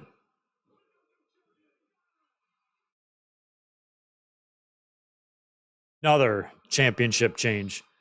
I mean, this is a pretty good SummerSlam on paper when you look at it. LOD, you know, you have the Road Warriors and Bret Hart winning championships. That's pretty good. You had somebody going to jail. You had Virgil winning a match that will allow him to purchase his Olive Garden for life. It's been great.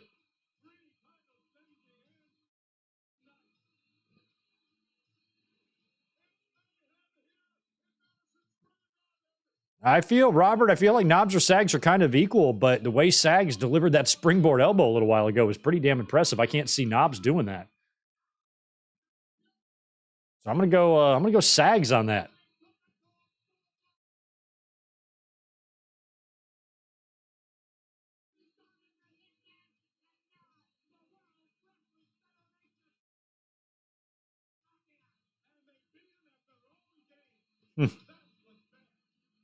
Well, it's not really their own game. I mean, LOD can go with no DQ too. There's Chicago street fights and all that stuff.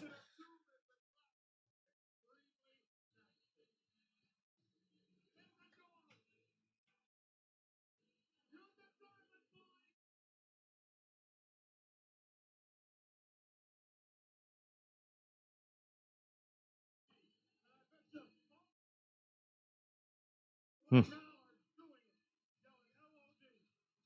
They would only have the one run. They would drop them and they wouldn't win them back, which is kind of a bummer.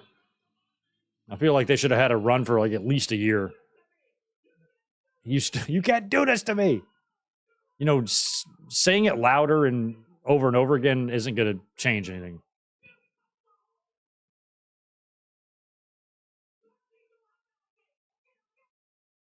Okay, he's gonna walk. He's okay. He goes. Let him go.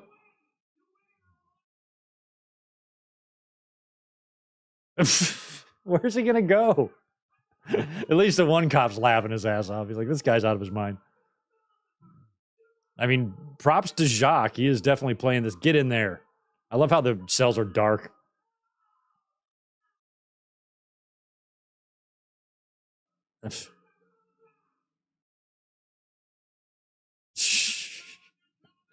I'm like, you'd be better served to shut your damn mouth and getting your one day over with. Fucking Dominic handled this shit better than him. That'd been funny if Jacques came out of the jail the way Dominic came out of his ordeal. The teardrop tattoo, all hard.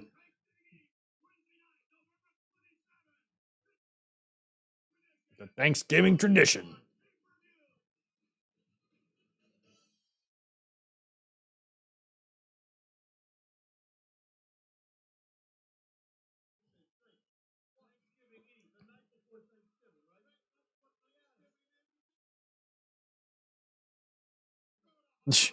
Oh, it's Thanksgiving Eve. They just moved it to. Is that what they just did? IRS. He must have just came in.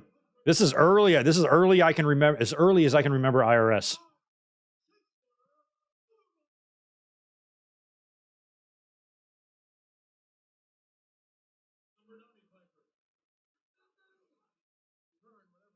Mike Rotundo.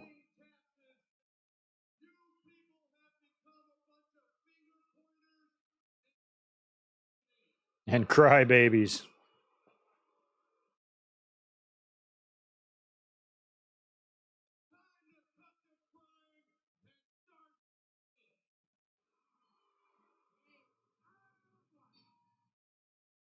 Who is this? It might be Valentine. He had that. He had that. Yeah, he had that theme song for a while. Seeing Greg Valentine with theme music and a baby face. And Piper, yeah, you got some history with that guy. Well, this is going to be an early just victory. This is what they would do back then when somebody would come in or new star was being made. They'd stick him in there with a well-known veteran, but somebody who wasn't really winning a ton of matches, and they would lose to him. This is Tito Santana had this job a lot.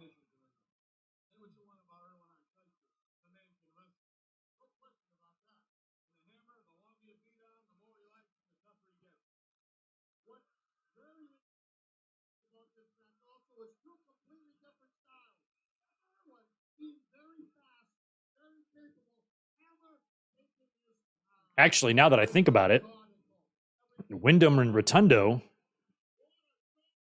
lost the titles to the Dream Team, I think. I'm pretty sure Hammer and Beefer beat Wyndham and Rotundo.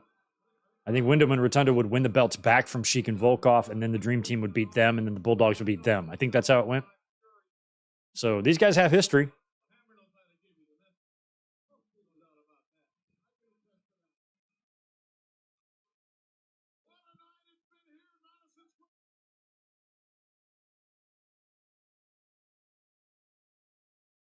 Yeah, remind me, Nails has already been in. No, Nails hasn't come in yet. I mean, that would have been cool if like they did a storyline where like Mountie met Nails in jail. Like he met Nails while he was there, and they became friends, and they put Nails, had the history of Boss Man, and then they plotted this thing. That's what they should have done, because I think Nails would come in shortly after this, right? I'm pretty sure he would come in not much longer after this whole thing with Mountie. So they should have had it to where like Mountie met him in jail, and then they hatched this scheme to get ultimate revenge on Boss Man. Missed opportunity, man. Nails and a Mountie tag team.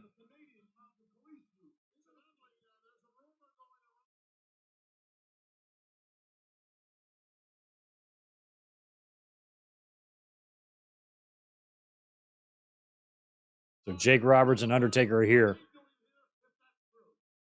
And this whole thing was weird too, because if you remember, Warrior had just did the thing with Jake. Jake had just turned heel like this same month or something when he was trying to get Ultimate Warrior over his fear of caskets or whatever, and then he turned on him and aligned with the Undertaker.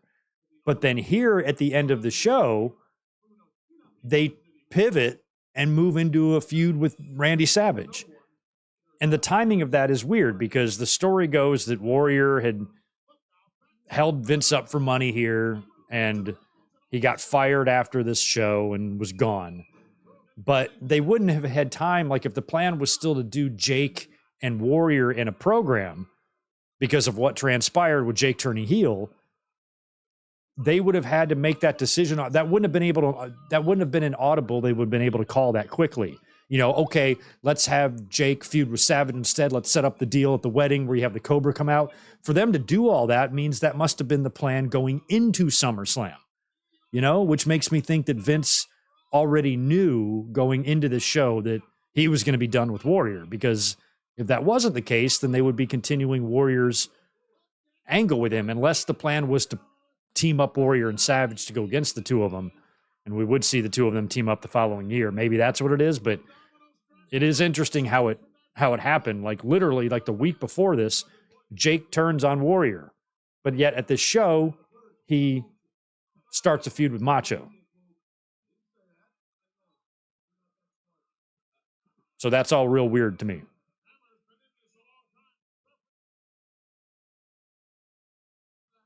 Nails is 92. Yeah, I know Nails and Bossman had their match in 92. I just couldn't remember when he came in. I thought it might have been late 91 or something. But it wasn't long after this.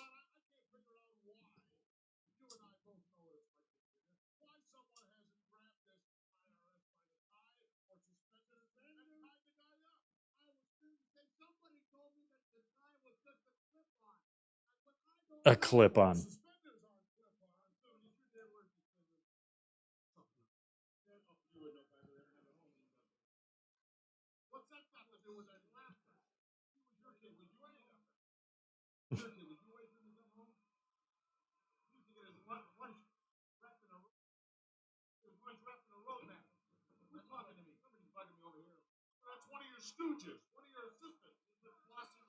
I don't know if all the holdup happened like at the show, because there's a famous like letter that Vince wrote to Ultimate Warrior that has been made public over the years, and it looks like a lot of that drama was leading up to this show. But people do say that Warrior said he would not get in the ring at the show unless Vince did whatever Warrior demanded he did, and then Vince agreed and then fired him anyway.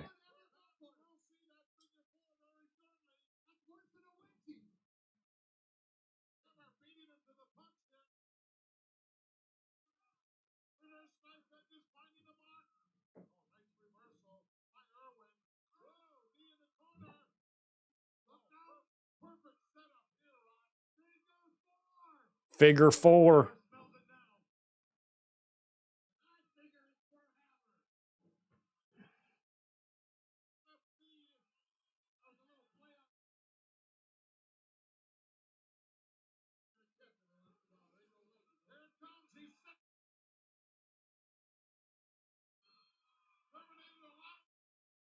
Oh, he's got the. Oh, Irwin's pretty close to the ropes. Savage and Taker at Mania 8 would have been weird because Taker was involved in that whole thing, but it felt like it was Savage and Jake that had the issue. It was Jake that slapped Elizabeth. It was Jake that sicked the Cobra on Savage's arm. That's who his issue is with. So they did like the main event match between the two and maybe something else too. They had to run in at Survivor Series, run in at the Rumble, and then maybe that match on TV, and then you do a blow off at Mania. I would have done Savage and Snake and Flair and Hogan, and then had probably Warrior and Undertaker is probably what I would have done at WrestleMania if everybody would have stuck around and that type of thing. But because Warrior and Undertaker had started that thing, Warrior stuffed him in the casket, and that was freaky. And then you could have had some Warrior and Savage versus Jake and Taker matches, but they had to turn Undertaker babyface. Small package wins this match. All right. Irwin beats Hammer and your buffer. Because I assume we're going to get that main event now. Or the first of the match made in hell.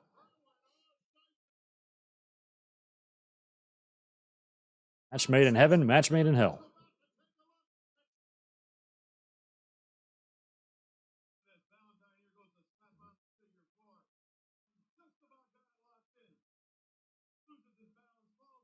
Loses his balance.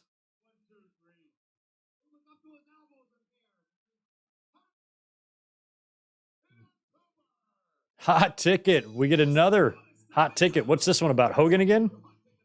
Hulk Hogan again. Okay, real American story.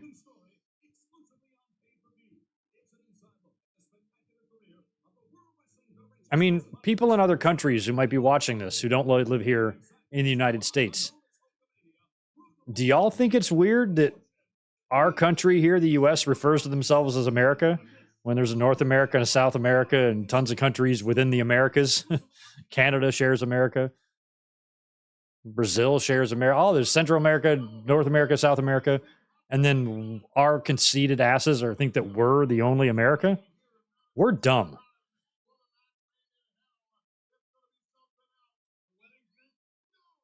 Like, if you live on one of these two continents, you American.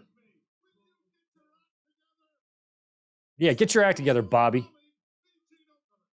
God, that looks like J.J. Dillon in the crowd. Oh, look at these two. That might have been J.J. I want to rewind that.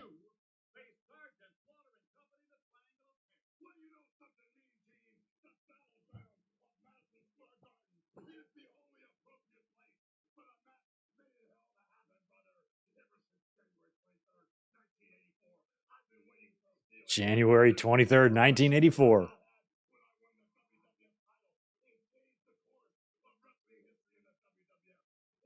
It's crazy he's mentioning that very match with Sheik in this very building. Didn't even think about that. Hogan and Sheik back together in the garden. Crazy.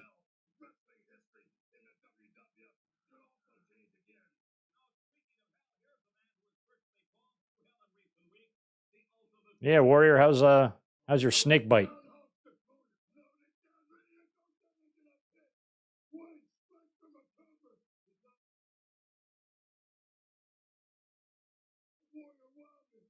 Warrior wildness.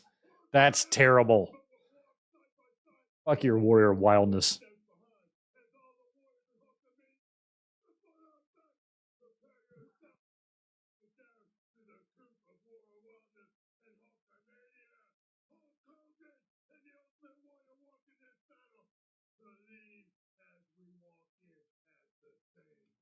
It's crazy seeing that belt back around Hogan's waist after Warrior beat him for it.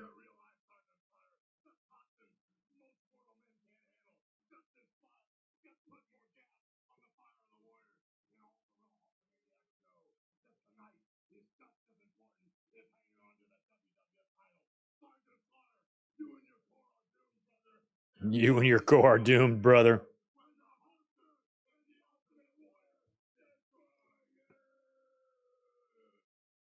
God, these two maniacs. Oh, yeah, here comes our special guest jacked referee with theme music.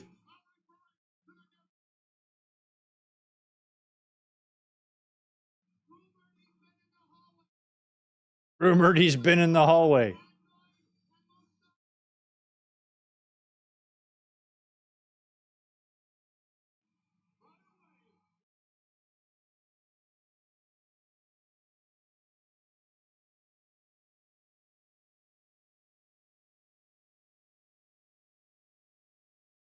He's a big son of a big guy, isn't he? He is. He's massive. That hair, though, man. What does he get? Like, what's that called? Like a perm? Is that what they got? A perm?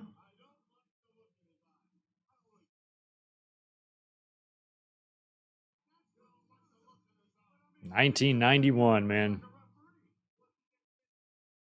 This is probably like the same year Fresh Prince of Bel-Air started, maybe the year before. Probably like in season 2 by now. Crazy, man.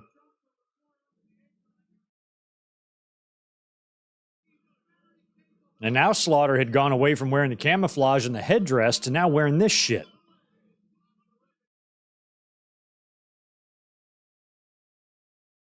And fucking bushwhacker chic here. Crazy.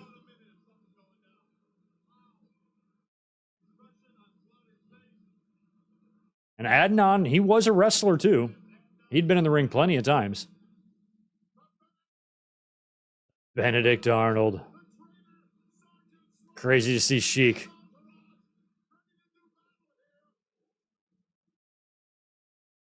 Mr. Van Gagne say, if I break a Hulk Hogan in a warrior leg, he give me $100,000. That's so much Heineken to buy.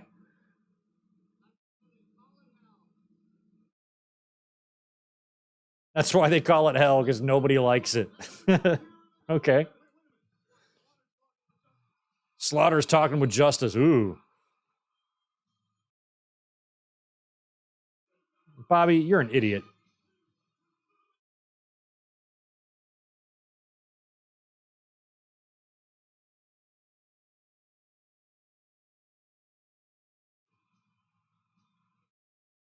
This fucking guy.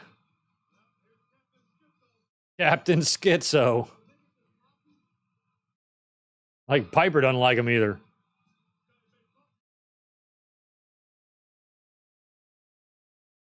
This guy makes Coffee nervous. Sharks have a week dedicated to him. He never says anything tastes like chicken, not even chicken.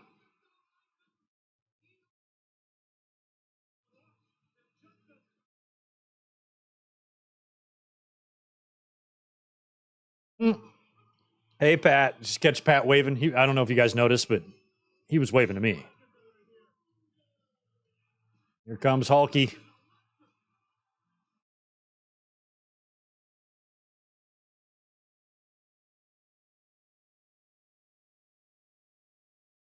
Yes.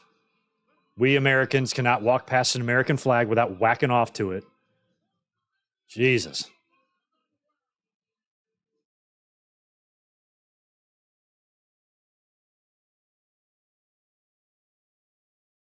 World Wrestling Federation champion, Hulk Hogan. Gorilla Monsoon used to have the balls to say that this guy was the greatest professional athlete in the world. I'm like, he ain't the greatest professional athlete within a 10-foot radius of himself. The fuck are you talking about, Gorilla? I love you, but you cray.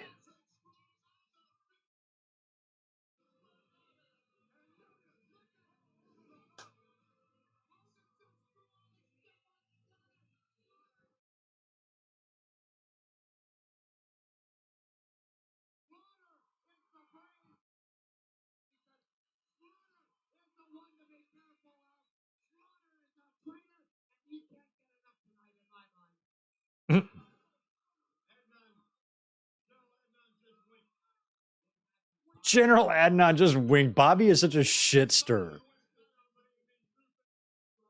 God.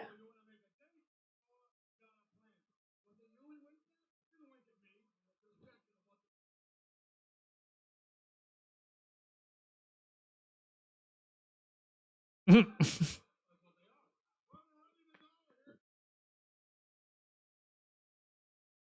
are we starting with here? Can we get Sheik and Hogan? Come on. Or we're going to get Slaughter and Hogan.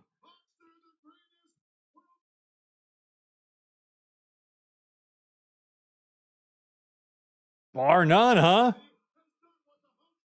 That's bold words, Gorilla. I mean, I think Hogan was the most successful, but when you say bar none, when you had a guy like Bruno holding the belt for a decade, come on now.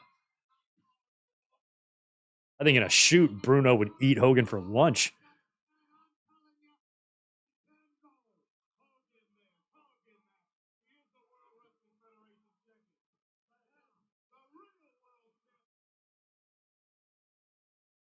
A real world's champion, Bobby, and his real world's champion stuff. Like, I always thought that was weird too, because even in storyline, Bobby works for the WWE. In the Bret Hart and Mr. Perfect match, he said there's nothing like WWF action. Like, he works there because that's where he wants to be. That's where the best is.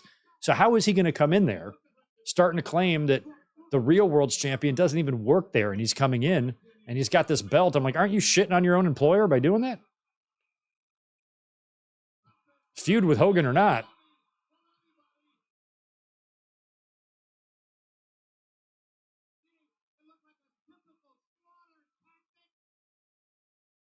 Hogan spitting at Slaughter.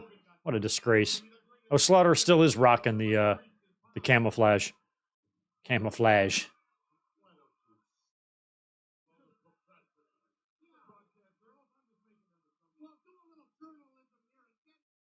I was a kid and I moved to North Carolina at age 10. All the kids like in the neighborhood. Oh, I love Slaughter when he took that bump.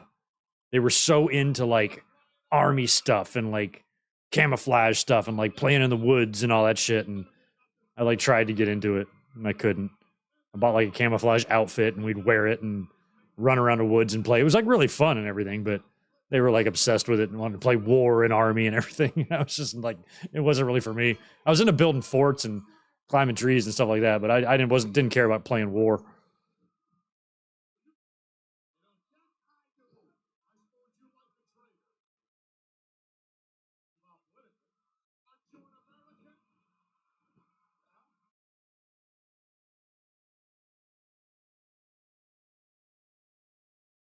Yeah. Oh, Slaughter down.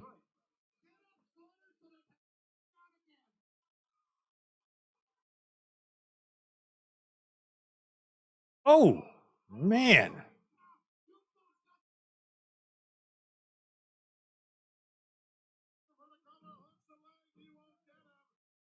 Yeah, that's right. This is Hogan's last SummerSlam until that Shawn match. He worked the first four, and then that was it. Tag matches in three of them: 88, 89, 91, all main event tags. And then 90, he was on the undercard against Quakey.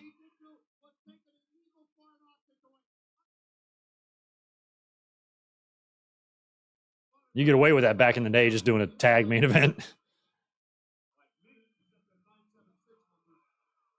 976 numbers.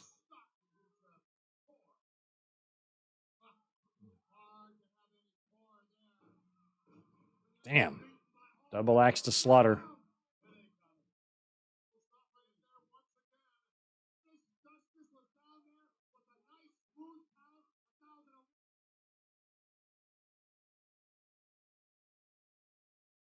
Keeping law and justice.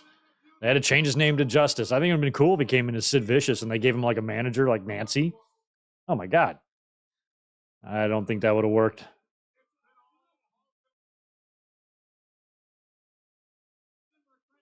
One, two. Look at the size of Sid. Jesus.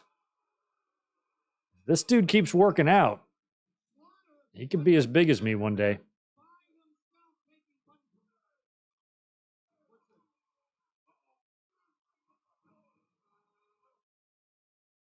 And I have half the brain that you do.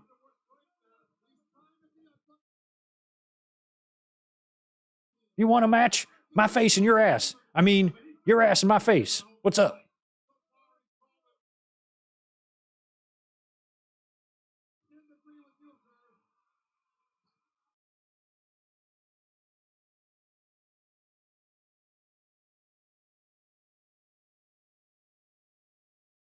It was weird. You didn't really know how this was going to work because Sid's still babyface here. And I don't know like what the original intent was with him, like because he worked with Hogan at WrestleMania 8, but I don't know if that would have been the intention way back here at SummerSlam.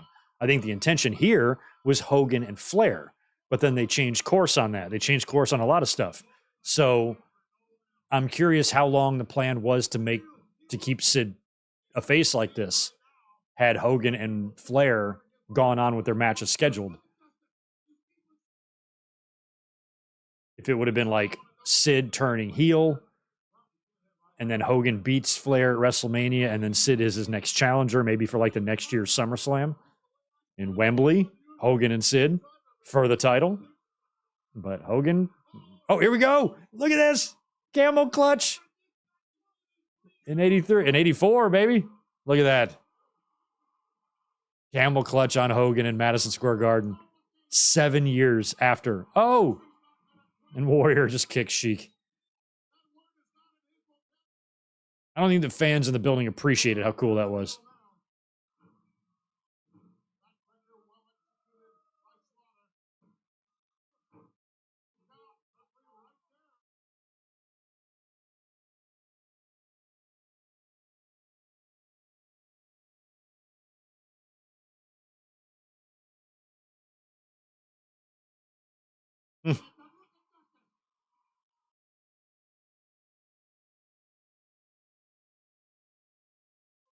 Oh, look out. Oh, look at there. Sid ain't going nowhere.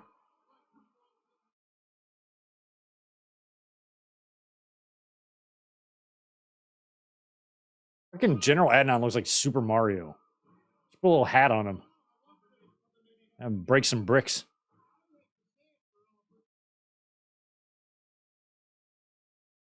Could you...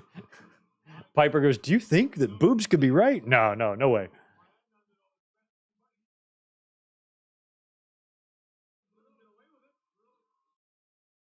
Yeah. I like how Piper is so surprised that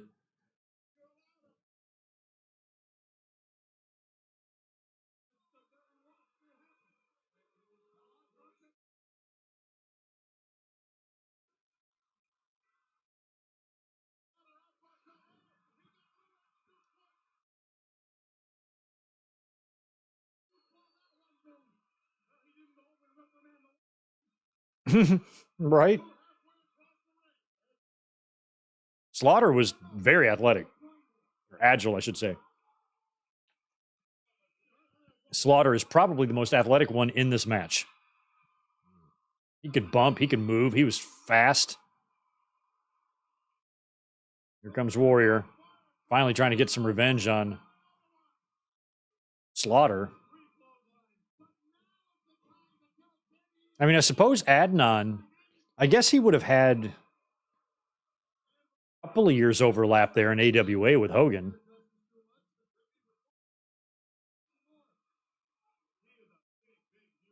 And Sheik, too.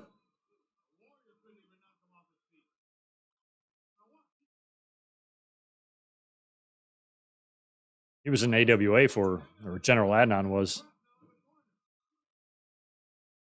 for a decade. Yeah, get back, Slaughter. Sid just is not a good referee because he gets focused on one specific thing.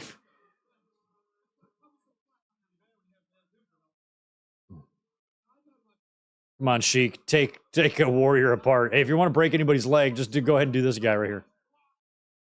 Look at Warrior blocking a suplex. Suplex to Sheiky. I can't recall Sheik and Warrior ever working.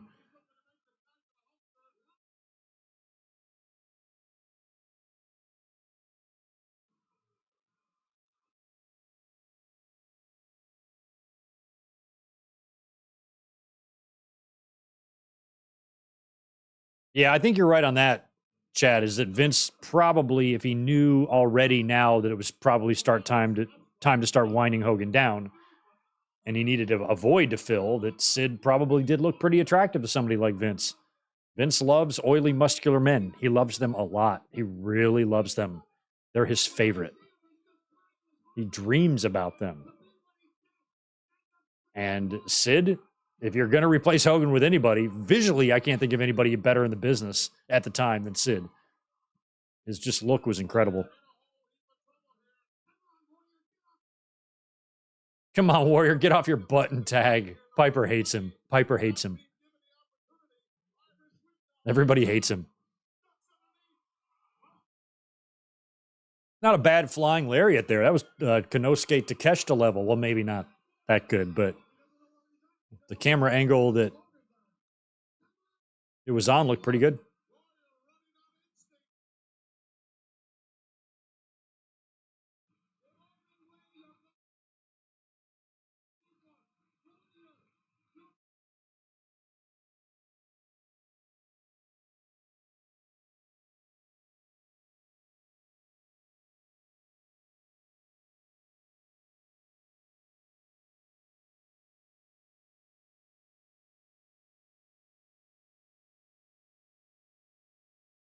Screwed now, Slotty.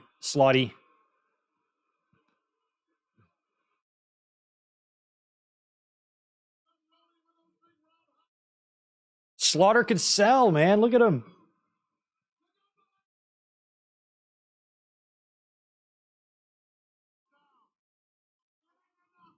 It ain't enough.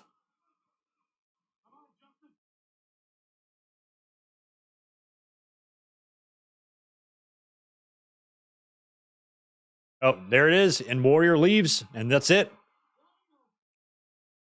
Bye, bitch. See you at WrestleMania 8. Oh, and the powder in the face because the dumbass referee's got his back turned. Leg drop. 1, 2. Slaughter kicks out. I mean, he does not, but he kicks out at the end. He did the same thing at WrestleMania 7. He kicked out of that leg drop after the 3 count. Didn't Bobby Fish do that to CM Punk and it was a whole big thing? Slaughter did it to Hogan twice.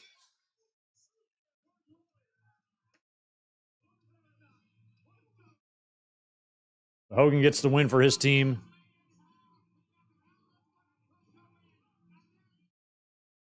Give me my winged eagle. He's a real American. He fights for the rights of every man. He is a real American. He fights for what's right. He fights for your right or for your life or something. He's fighting for it. That's all I know. Check out, I love the Hulk Rules sign that was printed on those like 80s Macintosh printers. Anybody have those in school? Anybody as old as shit like me? Man, the simplest things that those computers could perform, like the simplest of tasks, and you could print out these things. You would make banners with a little perforated edge. Did you really do this to them, Hogan? You stick your tongue out like you're 4?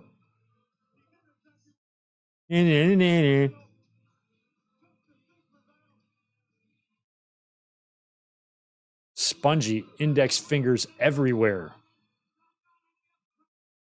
Don't step on a winged eagle, Hogan. Do whatever you want to the American flag. Don't fuck with that winged eagle. That's sacred property.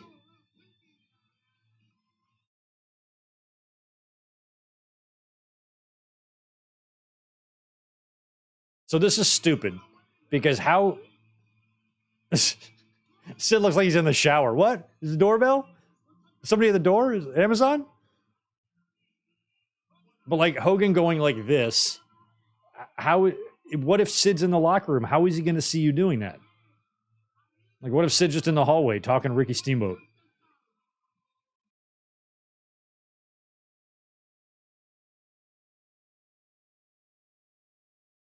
Go in there. You have to pose with him.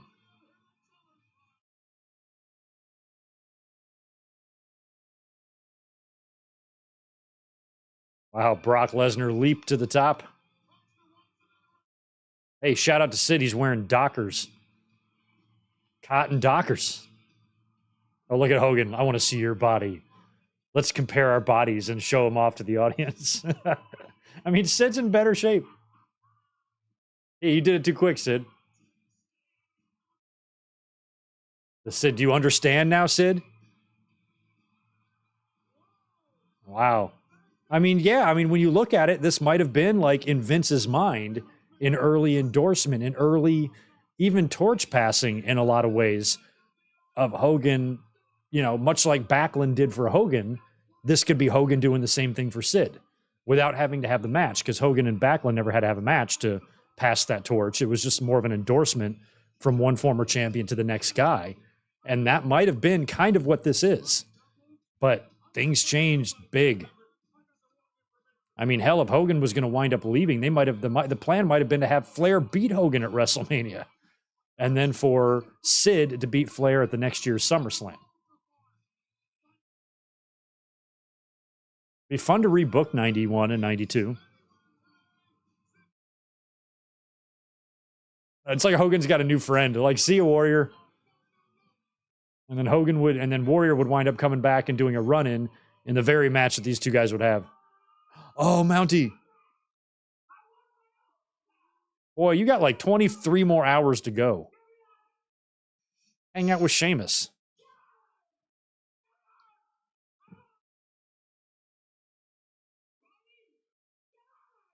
How did they leave him in handcuffs? Oh.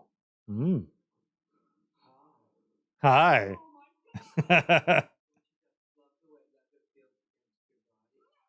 Yes, I do. Don't you? You guys love the way leather feels against your body, right? Yes, you do. Yes, you do. Don't be like, no, Greg, I don't. Yes, you do. You love it. And so do I. There's nothing wrong with that.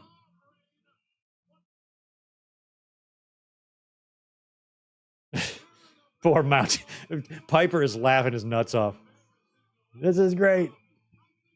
Like, if they would just take the cuffs off of Jacques Rougeau, he's a pretty formidable guy. I mean, I think he could beat the shit out of the average guy. Maybe not if Dynamite Kid was in that cell, he'd probably be fucked 6 ways to Sunday. But he could take those two and Leather Boy. I'm sure he could. Oh, Elizabeth, look at her.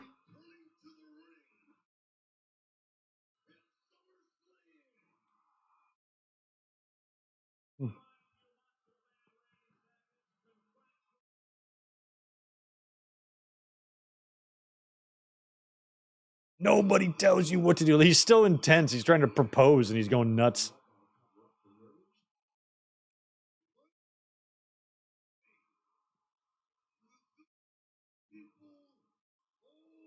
Zillions of people. We don't want this planet to get to zillions of people. It's going to be too many people.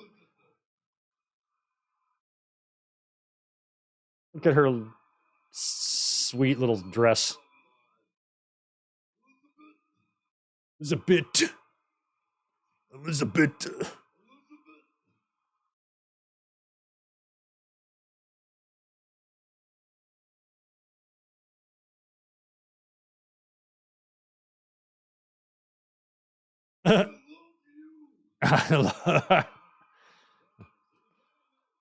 I love that, like, this is so difficult for him to say. He can't say it. It's like took him like all that energy.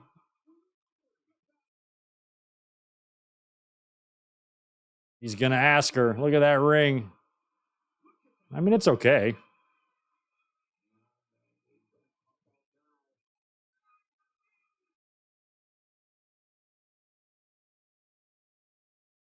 Yeah. There, I'll tell him to get on your knees. Get on his knees.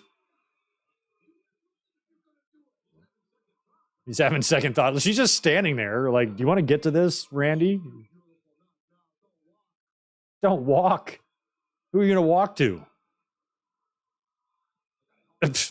You don't. Okay, there you go. You don't put it in her face. I've done this before. You don't put it in her face. Here, you want this? It's shiny. Elizabeth.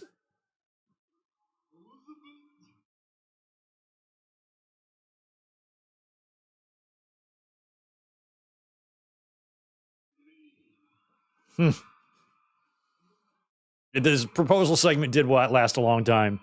SZN. I watched this when it happened on TV. They've already been married for like 4 years by this point, maybe longer.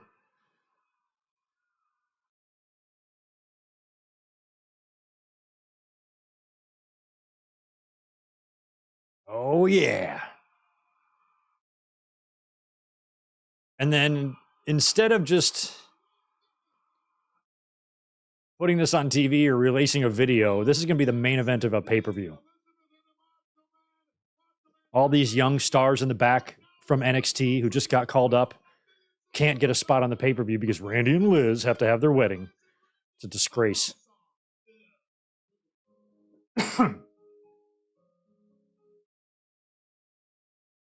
They even dubbed over their own lame song. Together. Oh, I can't. Guys, I can't. Nope. Turn it down. I can't listen. This is going to make my brain bleed.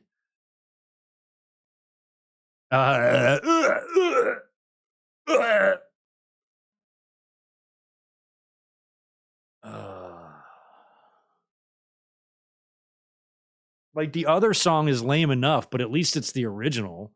I'd listen to Together all day long before whatever this shit is. What is this from the YouTube public library? You cheapskates, you fuckers. Watch, it's probably some really well-known song that I'm shitting on.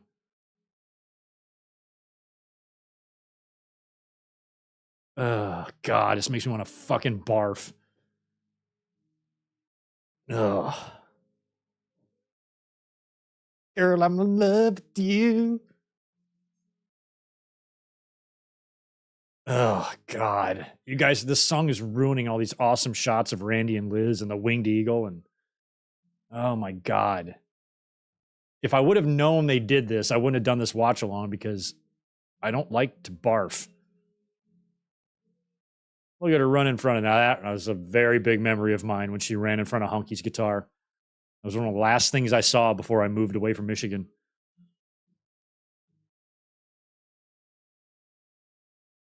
Oh, God. I hate this company sometimes. Jesus. I hate this company like 94.6% of the time.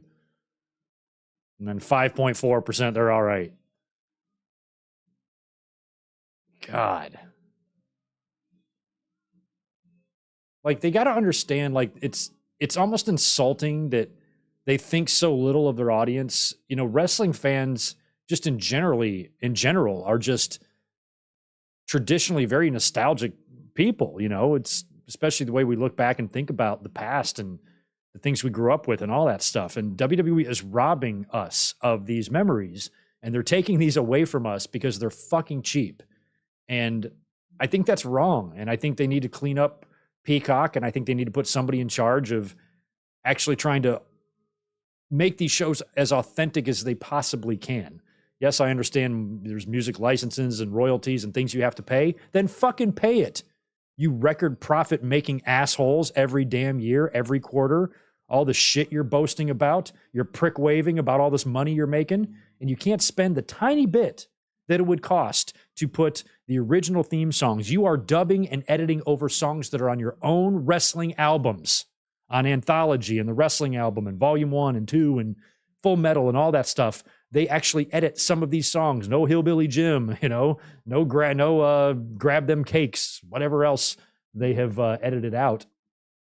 Jive Soul Bro and anything that they've made, they've edited a lot of those songs too. And I know this Together song, I think, is either on Anthology or one of their CDs that they released, and they're dubbing over this too. It's fucking insulting, man, and it's bullshit. It's horseshit. It's baloney. Triple H, y'all need to do something about this because it's wrong and unfair to fans our age to pay for this content so we can relive these days, and then you murder everything that we love about it. It's a dick move.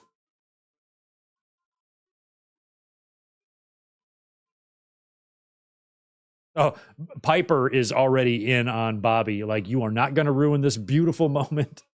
I like how Piper is just putting over the beauty of it. You know, at the end of the day, Piper had a heart of gold, you know? he would get very defensive, like during the Iraq War. I mean, he was so intense of his feelings about that. Whenever he would just get upset about anything, he meant it. The Virgil stuff. He is not going to let Bobby ruin this. I mean, what a setup there. They took the ropes down. I'm sure that's Elizabeth's dream as a little girl, to get married in the middle of a wrestling ring in Madison Square Garden. The institution of marriage.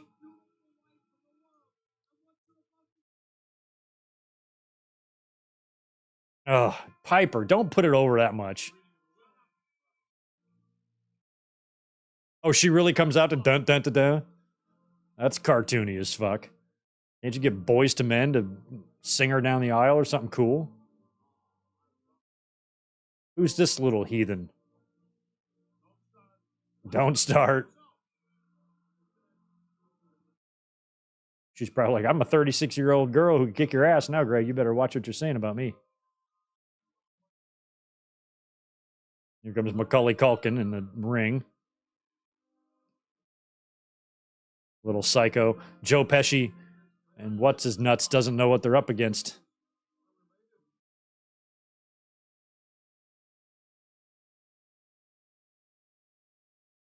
Oh, another one.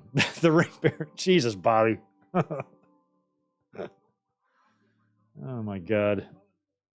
I love that they kept the announcers in for this. Like, are they really needed?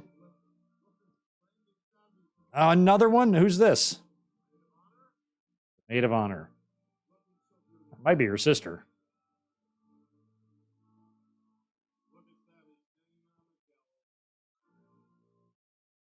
Dun, dun, dun, dun. This is like when you would sing. Not my favorite Elizabeth dress. I mean, obviously she's beautiful, of course, but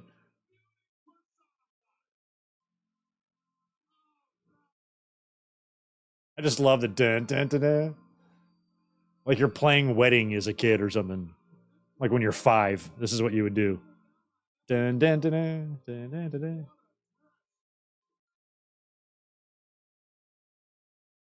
Look at the train.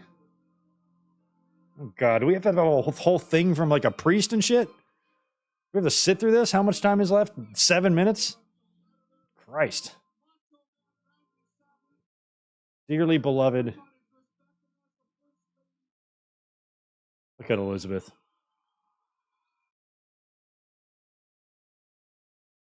Randy, you were a lucky man.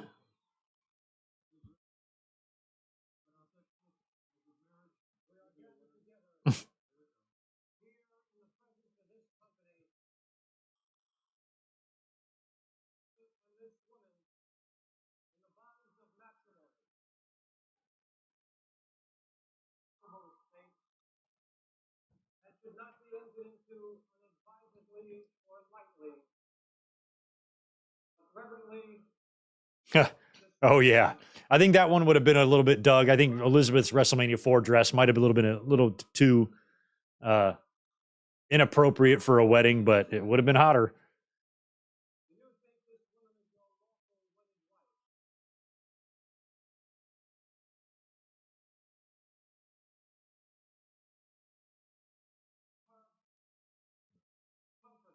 I do.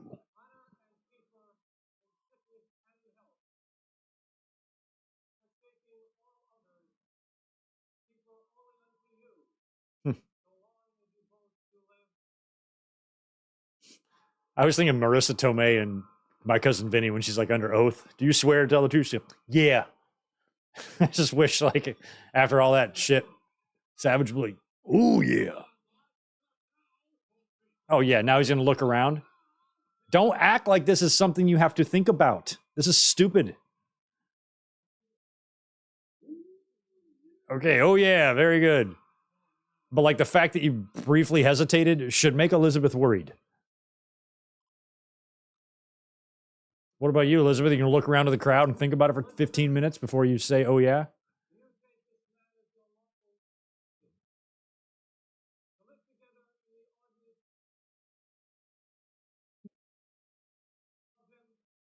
Ugh, we have to hear this again. Honor and keep him. Elizabeth looks like legitimately happy to be going through this. I will. A little Georgia peach.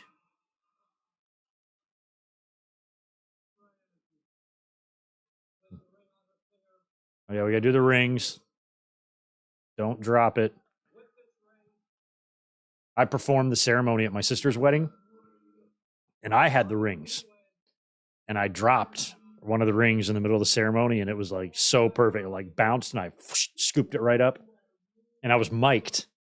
And I mumbled under my breath, Jesus Christ, when I picked it up, and the whole entire crowd, congregation, whatever the fuck you call it, heard it and laughed. Got a big chuckle. But I scooped that ring up like a boss.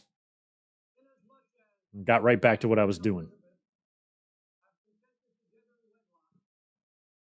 Consented together in wedlock. They already been doing the consenting. Don't worry. They've been consenting for years.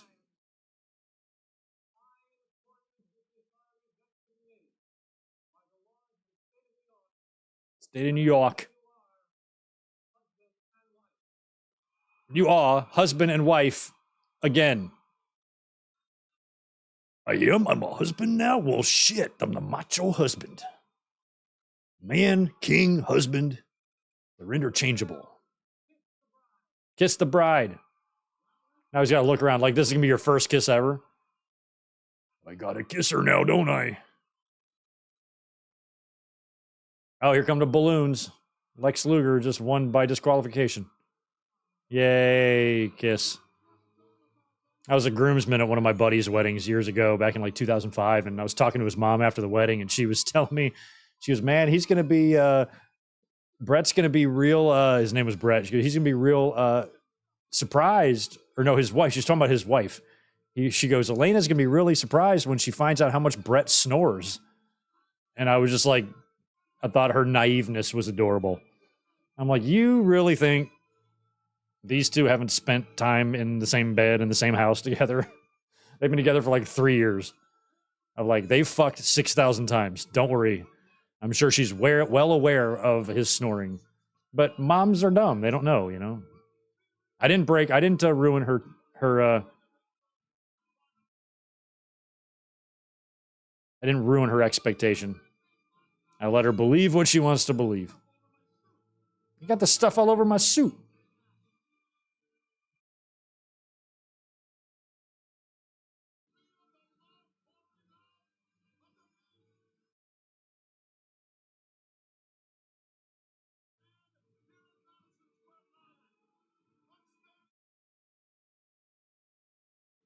And now we have to go do the reception, I think, right? And I don't recall if the reception shit is like a Coliseum video exclusive or if this aired on the pay-per-view. I don't remember.